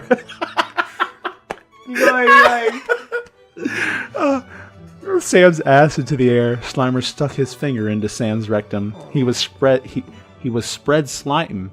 What? He was... Come on, grammar, check your shit. He was spreading slime in there, using it as lube. At the same time, this act stretched him, got him ready. Slimer's now 4 foot, man, added a foot, hard cock, I guess, stretched into Sam's anus, moving his bowels, insides, everything. Sam hurt Caitlyn. He had never been fucked before, and with such a cock, he knew he would be dead. He didn't care either. It felt horrible, but good. It was amazing. Slimer didn't need lube, for obvious reasons. Thanks for including that. Yeah, thanks for clearing that up. I'm glad I'm getting this lore. Slimer was now moving, pushing organs around. Oh, god damn. He started slow. It was, I'm starting to get queasy. It was excruciating. Sam wanted him to go so much faster. Oh, for fuck's sake. He vocalized his wish with a long, drawn-out moan. Slimer refused. I may have. What's that? It's Bruce. Is Bruce trying to get in? Close the door. Slimer refused. To Slimer, this squishy meat bag was just a moving fleshlight. No need to care for his wants, his desires. Yes, Mom. Mom, I'm reading dirty fan fiction. Can you leave, please? And you let the dog in. Oh my god. And she let the dog in. Hey, Bruce. Hey, Bruce. What are you doing here? What are you doing? What are you doing, Mom? Gotta love it. Gotta love it. He's eating my carpet. He's eating your Quiet. carpet. Did he finish the rape? I'm not done yet, Shawn. You leave. Oh, for fuck's sake. Bruce. This is a horrible idea. Straight up, I don't ever want to do that again. No, I'm not done yet. My mom walked in. Almost got in trouble. No. Do it, Mom. Do it with her there. Let's see what Yeah, she Mom does. will read the Bless next you. one. Now my dog's in here. Wonderful. Slimer felt the need to go faster soon. However, he eased himself in and out at a more rapid pace. He had needed this for so long. Sam was moaning, probably so loud that the people in the lobby could hear, and they were several floors down too. To be continued. Very nice. Does he die? Is it going to kill him? Does Slimer Find kill out Sam? next week. Find out next week on Dragon Ball Z. I'm gonna tell Shawn that we're done. God damn it. Oh man. Hello, welcome back, good sir. Did I close out of it? I might have. Alright, so for all you lovely people, we will find out next week what happens to Sam. No, Probably no, we nothing won't. good. Yeah, we will. We gotta at least No. finish this one. We gotta at least I will finish this leave one. the fucking podcast. Threatening me with I leaving am the podcast. making a fucking statement. That is the worst That's idea not you have on ever my- had. I thought it was pretty good. It'd Was be a it? better idea to run around the mall, pick up strange people's children, and run around holding them upside down, making honking noises until God makes us stop. That would be a better idea. Oh, Honking man. noises. Yeah, honking noises. All right. Honk, honk. So that was Kyle Reed's. Maybe a one-time segment. Hey, if I get one person that tells me they want to hear the rest of the story, we will at least I continue will the hunt story. them down and punch them in the face. What I'll do is Do I'll it, read do it. it. I I'll dare read you. it off the podcast and then just edit it in or something like that. All right, so that was Kyle Reed's. That was our segment for this week. We got a whole myriad of segments that we could pull from now. So that was probably the dirtiest of the bunch. But hey, I liked Well, it. dirty is fun. That was vile. That was vile. I don't That's think good. Hey, some people get off on that stuff, man. Yeah, like I don't know, like who sits down and thinks I need to mix the Transformers and Ghostbusters universe. sick people. But Shawn, they weren't even the good movies though, hard so they didn't mess up people. Transformers because it was Mr. Sam Witwicky himself. All right, so we're gonna move on to our box office tops. Talk about the recent movies that have been doing good in the box office, as the name implies. So, sitting for the November 24th to 26th weekend, at number 1 we have Coco. Caitlyn's been talking about. Yeah, I seeing want this. to see it so bad. Sitting at $50 million for the weekend, and a Coco? total. What? It's the new Pixar film. It looks like it's about like Cinco de Mayo, kind of Yeah. like Day of the Dead. All right, Cinco de Mayo is not the Day of the Dead. Kyle, you're a fucking idiot. Is it It's- not? No, it's like its own holiday. That's May 5th. Cinco de That's Mayo other- is like the 5th of May or something. yeah, but isn't Yeah, Cinco de that's- Mayo celebrating the death of No. like your loved ones, and that's called the Day of the Dead? No, that's something else. No, That's a different that's holiday. not. Dios Calling los Muertos fucking is the Go Day ahead, of the Dead. Google it. Cinco de Mayo. Try me, bitch. I like how it's if you read it, it says it's Cinco de Mayo. Mayo. What is Cinco de Mayo about? Here we go. Holidayshistory.com. Oh, no ads, please. Okay, thank God for ad blocker. Fuck. Cinco de Mayo is a holiday that celebrates the date of the Mexican Army's 1862 victory over France at the Battle of Puebla during the Franco-Mexican War. Oh, so what was Whatever, it's about the Day of the Dead. It is So- not. that? No, he's talking about the film. That's The about, film's that's about the Day of the Dead. Oh, Yeah, because they have like the skeletons wearing like sombreros and mariachi gear and stuff Oh, like that. so- So it this film grossed. is racist. What is it? This film is racist. It grossed $71 million for the week. This is its first week. Not getting a budget for some reason. I don't know. This website sometimes. At number 2, we got Justice League pulling $40 million for the weekend. 56% drop from last week, sitting at $171 million. This movie was expensive as fuck to make, though, so I don't know if it will exactly make its budget back. It's sitting on its second week. Oh, God, I hope not. At number 3, we have Wonder sitting at $22 million.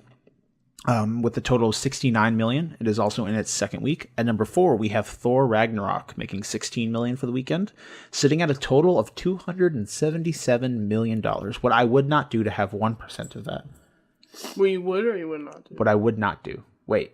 What you would do? What I would do Oh, you're getting out of to it. have 1% of that. Sitting at a budget of $180 million.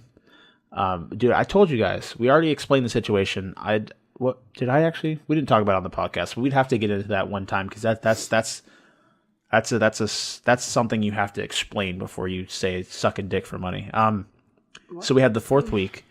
Thor is in its fourth week. At number 5, we have Daddy's Home 2, sitting at $13 million, with a total of $72 million, sitting at a budget of $69 million and it's in its third week. So those are the top movies.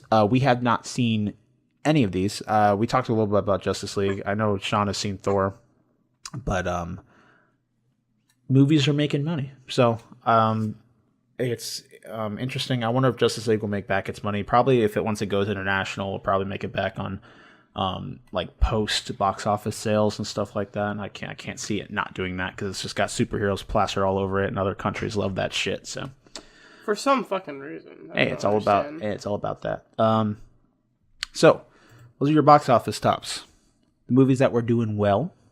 So we don't have anything for the review corner, but we will move on to our what to look for segment.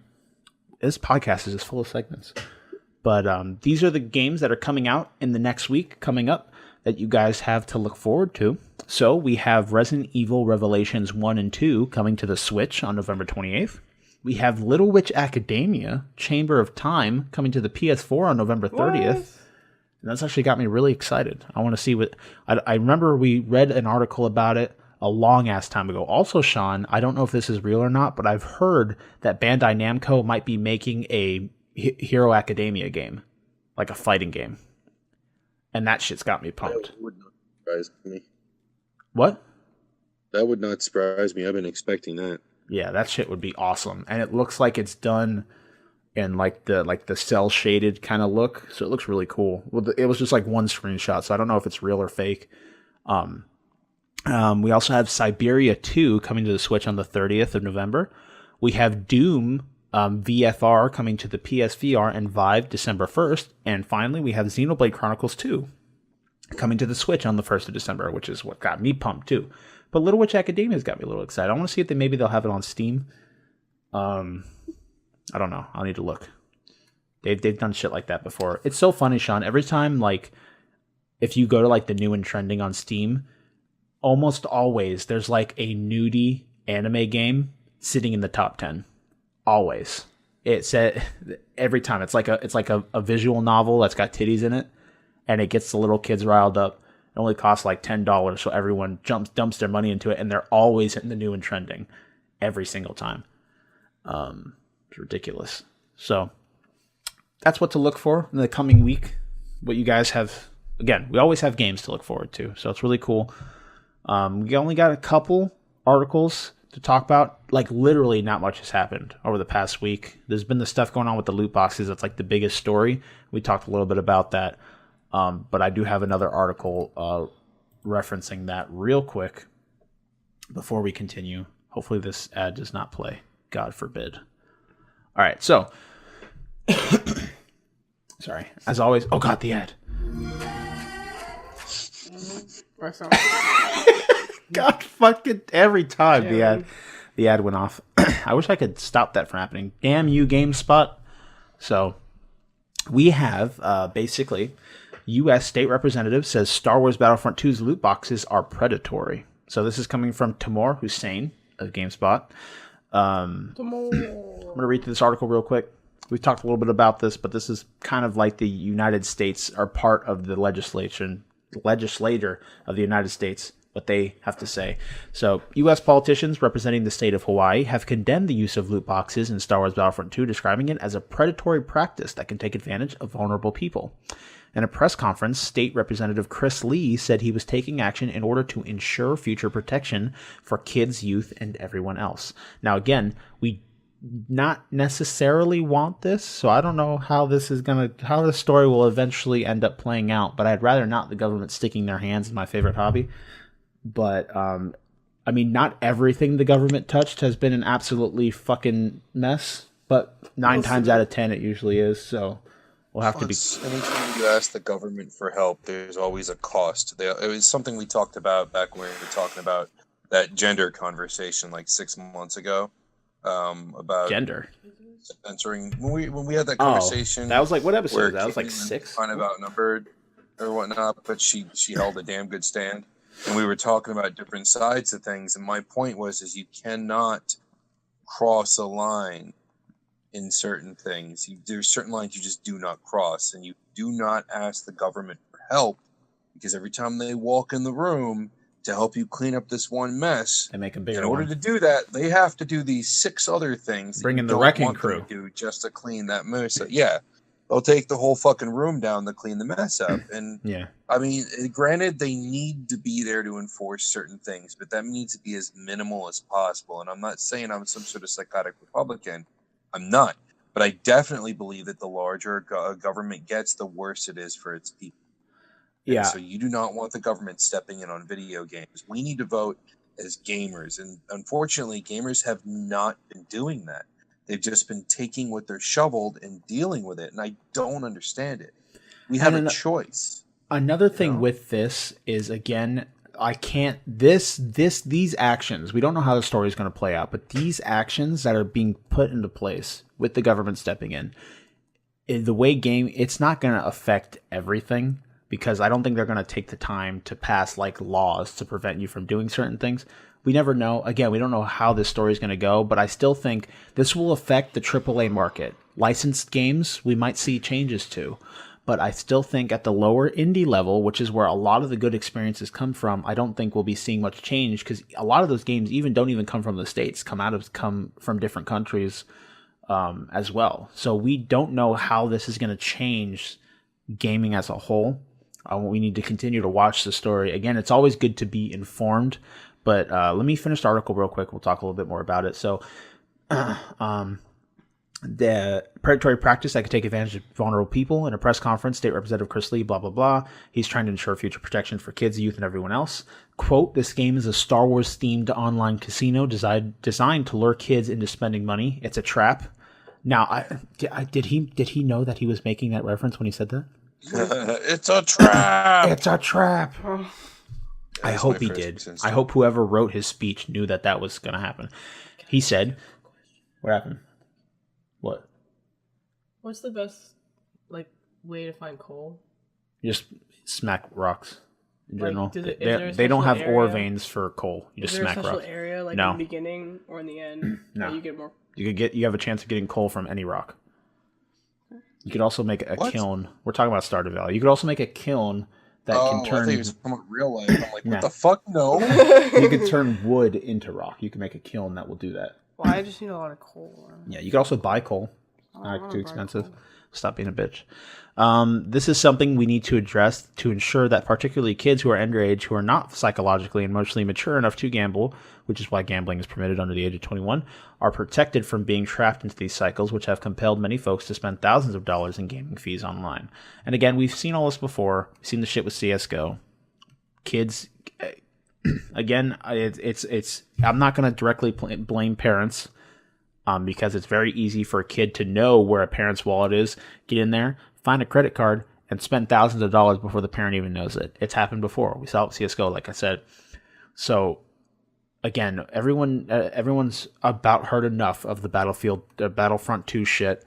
So this is just kind of the story developing. A lot of countries are kind of locking down on this because of such an uproar that we've seen against EA.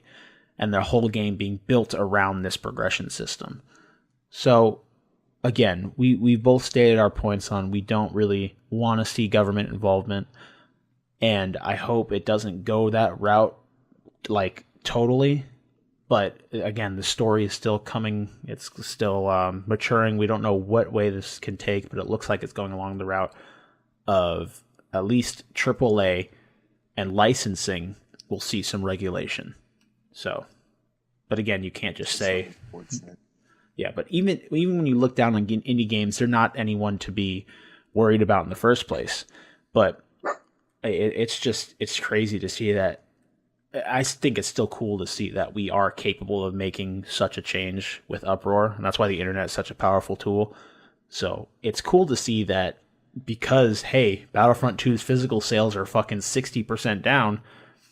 EA can kind of say, hey, maybe this wasn't such a good idea building our game around a progression system that you spend money on. So, that was that. I'm going to try and open the next page without fucking the ad playing. Let's see if I can do it. All right, We're everyone. almost on 2 hours already, man. Yeah, I know. It's crazy. I might have to go a little bit over. It might be short. It might be a little bit of a quieter last 20 minutes. Because my dad's trying to sleep. He has to wake up early tomorrow. Okay, no ad. Cool. So, I'm going to go through these articles real quick. These are just a couple things. We have Square Enix CEO is talking to Nintendo about the Switch. Quote, we want to be proactive in creating a new IP and rebooting past titles for that platform. This is Eddie Makic of GameSpot. We have basically Square's president, Yosuke Matsuda, has commented further on the Final Fantasy publisher's efforts for Nintendo Switch in creating new IP, among other things. As a part of the company's latest earnings report, Matsuda said that the Switch has been a rapid uptake, which the company is of course excited about. Matsuda added that Square Enix wants to be proactive when it comes to supporting the hybrid system. Quote, we intend to be proactive in our development efforts, given that it's a platform that is well suited to the mid-sized titles at which we excel, the executive said. Also in the presentation, Matsuda said Square Enix is looking at the Switch as a potential place to bring new IP and reboots of older titles. We base our development resource allocations on the unique attributes of each platform, Matsuda said. In particular, Nintendo Switch makes it easier for us to leverage our back catalog of assets and expertise, so we want to be proactive in creating new IP and rebooting past titles. Indeed, the Switch has been selling well since it launched in March. It has sold 7.63 million units at the end of September. It's been flying off the shelves at GameStop, which just today reported that the Switch sales helped the retailer to a strong quarter. So, that's again, it'd be cool to start to see some older Final Fantasies come to the Switch. I think the Switch is a good place to have Final Fantasy titles. I think RPGs in well are just nice to have on the go because they're good time sinks. They're not mid-sized titles, though. Yeah, I don't know where he's coming from with that. They have what, one mid-sized title? If you're not counting those garbage cell phone games, they did I Am Setsuna, which, if I recall, was a fairly full-blown RPG. Well, they just published that, right? They just published that. They didn't have development efforts in it. Monolith Soft that did that or something. I don't know what they were called. Let me look it up real quick. I need to remember we have a computer.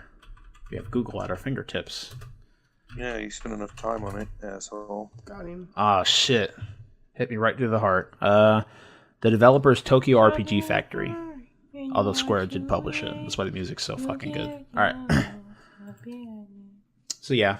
So we might see some more either Final Fantasy or new IPs is another exciting thing on the Switch moving forward. So that sounds cool. We have one more article to talk about real quick. Actually, no, we don't. My last thing just says loot boxes and shit, and I don't know what I was referring to when I wrote that down. So I'm not too sure what I was talking about. Very nice. Boxes, as long as they're just aesthetic. Shawn, your mic again. Oh, God damn it. Oh, damn it. Okay, damn it. Does this work? Are we better? Are we better yet? Yeah, we're good. We're good. Okay, I don't have a problem with loot boxes as long as they're not mandatory, you know? As long as it's not... As long as your whole game's not built around them. And it provides it a fucking advantage in unless it's a free-to-play game. Yeah. If it's free-to-play, that's fine. But if it's a $60 game, you get all the content, start to finish of the game, no extra cost. And then if they add to the game later, they give you more content, not content that was available at launch or content you need for the whole game. But if they add to it later, that's fine. If there's aesthetics only, that's fine. But if you get anything else from the loot boxes, it better be free-to-play. I think the biggest thing about loot boxes, and we talked about it before last week, me and Sam, is the kind of repercussions of having a pseudo gambling system in a game. And I understand that it's a good way to provide monetization for a game. And if people want to support a game, they could go ahead and buy some boxes, get some, like Overwatch, for example. Everyone goes back to that game because it's huge, and they did a good job of monetizing it. Now, we all understand here at the Thought Patrol podcast that games are getting more expensive to make. We said it 1,000 times before, and companies are looking for ways to make more money on their game in order to, like Overwatch, for example, they provide more content for free. And the only thing that they monetize after the game, which you get the full game for $60, and then if you want skins to make you look different, you drop money on boxes and you have a chance of getting stuff you want. I as well as Shawn, don't have an issue with that. The only thing is, like we said last week, I understand what people are starting to come at with the fact that if there's something like that in your game, although a lot of people don't even give a shit about the rating system, is to maybe pop that rating up to an M, so that it's harder for children to get that, because that does, in a way, incite gambling tendencies, which are addictive. And I'd say so, and I think there's a lot of psychologists that agree. I think they design it around that. You have psychologists that design restaurants around just fucking stores with your mind enough to where you eat lots of food and you stay in it just long enough to eat and then you leave. They spent millions of dollars just figuring out how to make the booths only comfortable enough to stay in for short periods of time. So you go in, you go out. Like there's crazy amounts of thought that go into custom designing these, like cell phone games. They have psychologists that help them design the games so that they're addictive and you spend money on them. When Yeah, you no, see that shit spilling over into the console and computers on AAA titles, not these free to play shovelware garbage that you get on mobile devices, but genuine fucking money products, that's fucking bullshit. And they've been doing it for years, and Yeah. we've complained about it, but we still give them money. That's why I've sworn off EA, Activision, and Ubisoft. I won't give them money unless it's a cheap ass fucking game. If it's been around for 2-3 years and it's super cheap and you guys are still playing it, like Siege, I might buy it. Yeah, and But that's about the only time they're going to get my money. And I understand wanting to support a game, but supporting it in this manner, like there's no way in hell that if Blizzard, even if they just released Overwatch, the amount of sales that that game had on just the $60 sale, not even counting their digital income, they've made well over what they want, like stuff that they want to make just on sales alone. So I understand wanting to support your favorite game, but it's just, I don't think that going about supporting this monetization method is right, because it's just such a fucked up and exploitative way of making money. And I don't think it's right to support that. And I'm guilty because I have bought boxes before. Now I haven't touched Overwatch in a long time, but they make fuckloads of money on the sales of that game alone. And then they're making boatloads and boatloads more on just the loot boxes because people, it's a fun game, they want to support it. But I understand that mentality. I just think that this monetization system is completely fucked and messed, and it's not correct, and I don't like supporting something that is this manipulative. So that's I my think if you spend money on Overwatch's loot boxes, you deserve to get good stuff.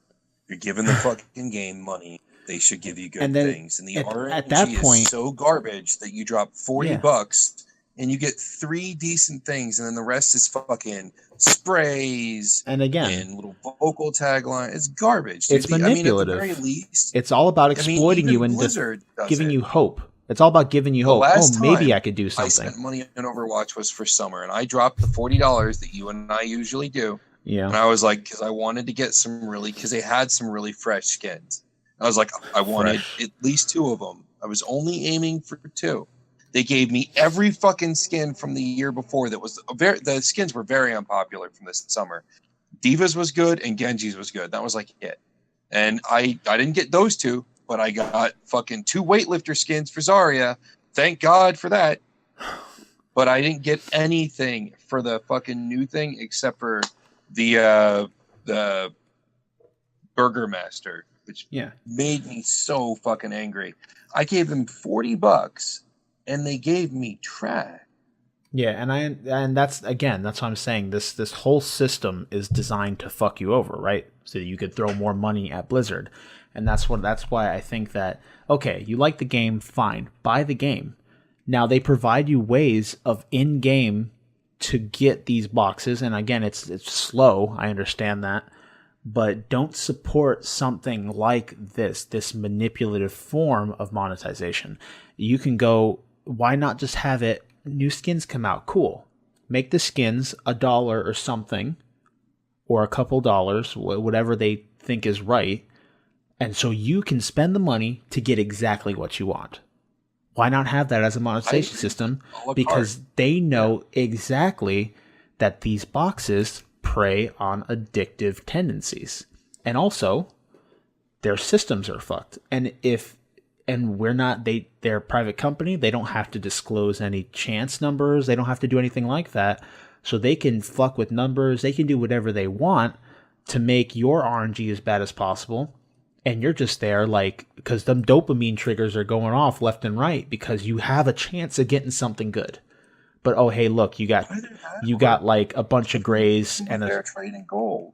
You know, I mean, I apologize for interrupting you, but no, I understand. Even if they don't do the a la carte thing because that's a complex system to put into the game, even if they just did a loot box where you were guaranteed to get like 2 purples at least, you were guaranteed that if you spent more money, you would it was like a value pack. If you spent $20, you're guaranteed to get 3 golds and 4, purples or X number of whatever it is.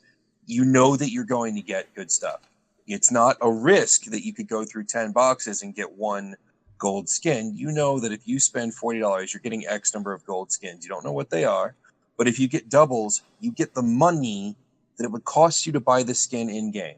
Not like 50 coins, but you get 1,500 coins or 3,000. Have a 50th of what it costs. Go fuck yourself. And another thing is, even if you look at it with Warframe, the way they do their mod system, right? You have a chance. You'll get 3 uncommons, like you're saying. You'll get a rare and maybe a super rare or whatever, but you're guaranteed that you'll have that rare. And I understand that that right now it's already implemented so much. There's no way in hell they're going to change it. We're just screaming online.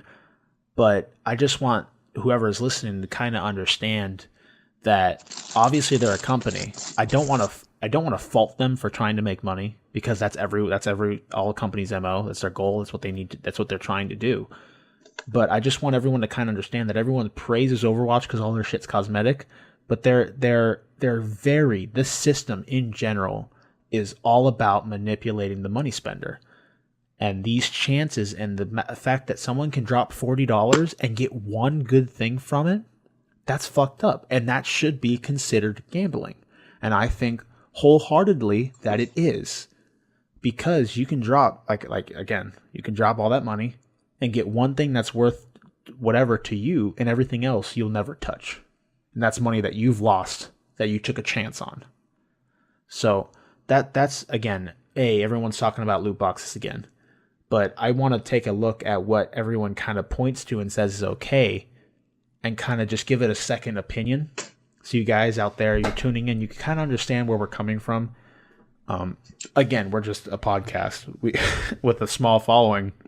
But even if you get one person to kind of understand, they can tell their friends, and you kind of have some sort of information spreading. And I just want you guys to understand that, they're not, and I'm sure a lot of people do, they don't see Blizzard as this godly saints that are nice to everybody and shit like that. They're a company, they got to make money.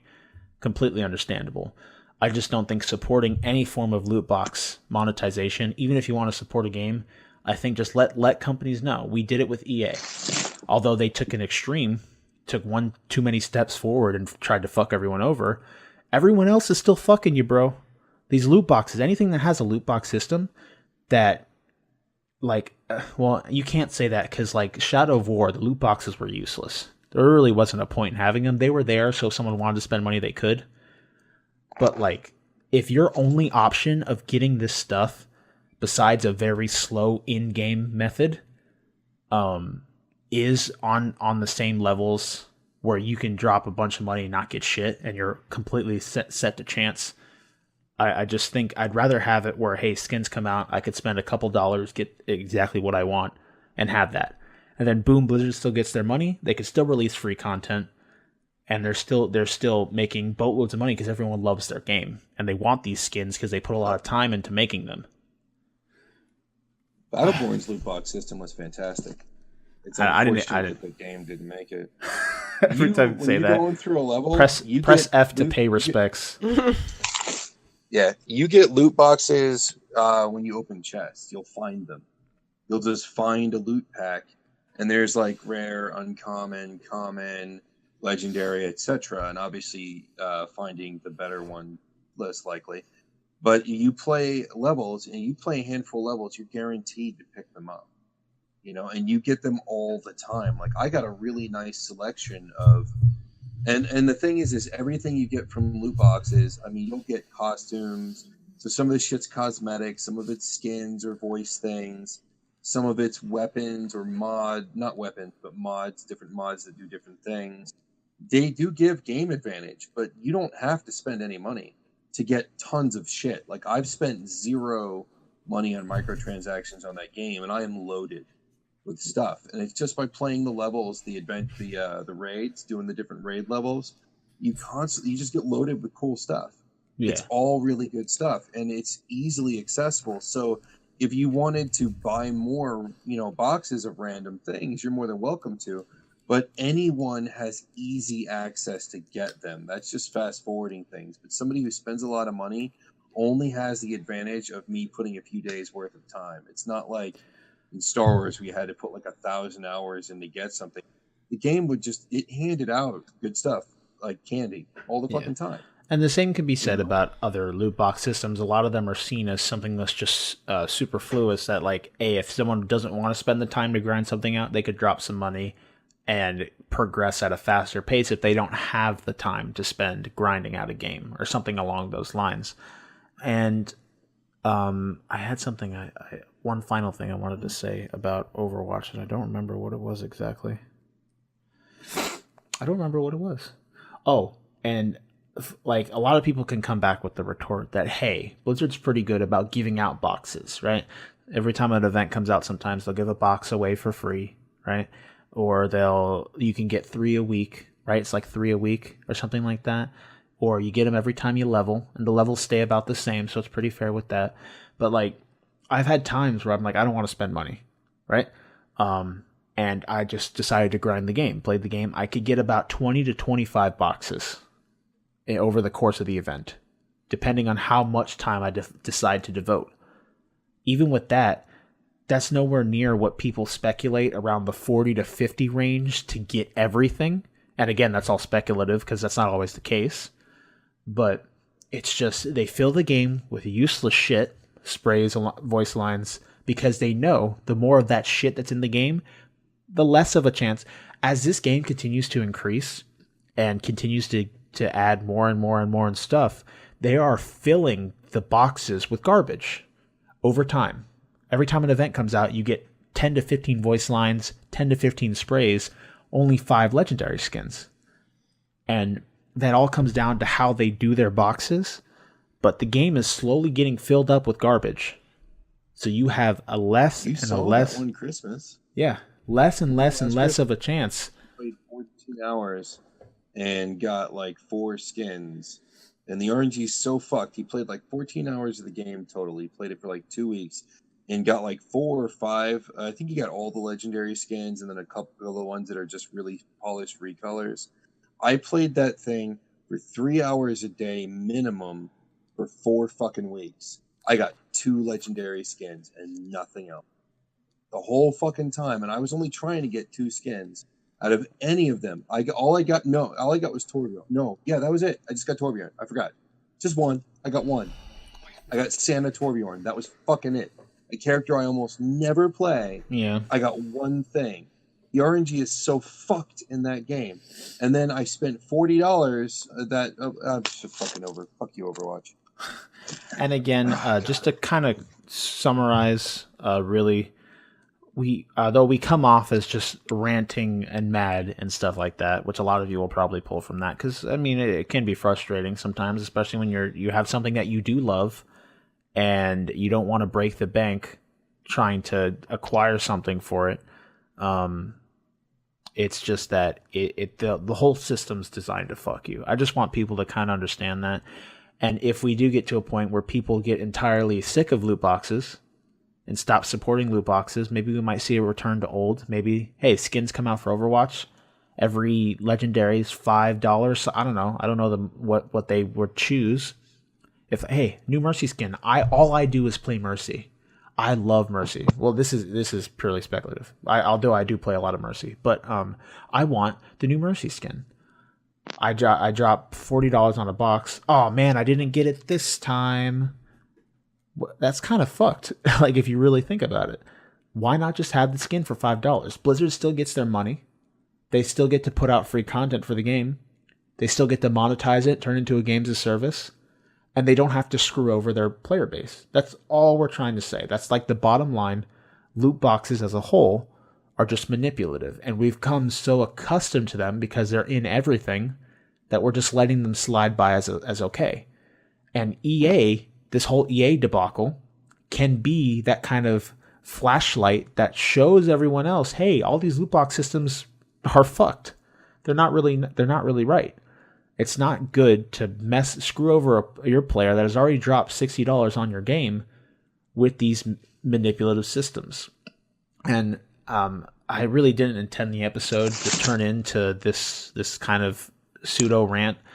But I think what we'll do is, because the Game Awards aren't till the 7th, we'll save the Game of the Year stuff until next week. We've done this multiple times already, where we said we had a main topic and then didn't actually do it because we ranted too long. But I want to put some. Because we're fabulous. Yeah, Plus, I gotta leave. I want to put some really decent time into the Game of the Year stuff. Prediction wise, so I'd like to have Shawn, your mic again. God damn it! There you go. Me. I heard that one. So I want to put so I want to put decent time into that. So that we're gonna keep this episode short. Also, we're all running on time constraints, so the episode will be like something like, "Hey, loot boxes are in the news again." And this, I promise, will be the last time we talk about this shit. Because I'm sick of it too, hearing about it all the time. So I hope you all enjoyed this episode. I hope you all were at least attuned enough to just stay and listen to our opinions, because some people just turned right off when they hear loot boxes. They're sick of hearing about it. Hey, you do what you want, man. Internet. And I understand all of you guys. We love every one of you that tune in weekly, and we appreciate you guys for listening. So I think that will probably wrap up this episode 29 of the Thought Patrol podcast. I know that, again, we're all working on a time constraint, so I will let you all go. But before we do that, we're going to get some little, what's them called? Fuck, what are they called? Outros. Shawn, give me that outro.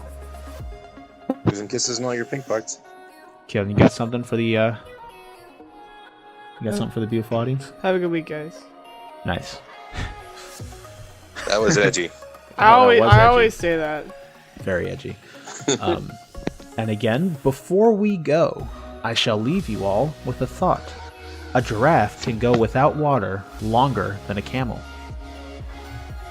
Giraffes. Whoop, whoop.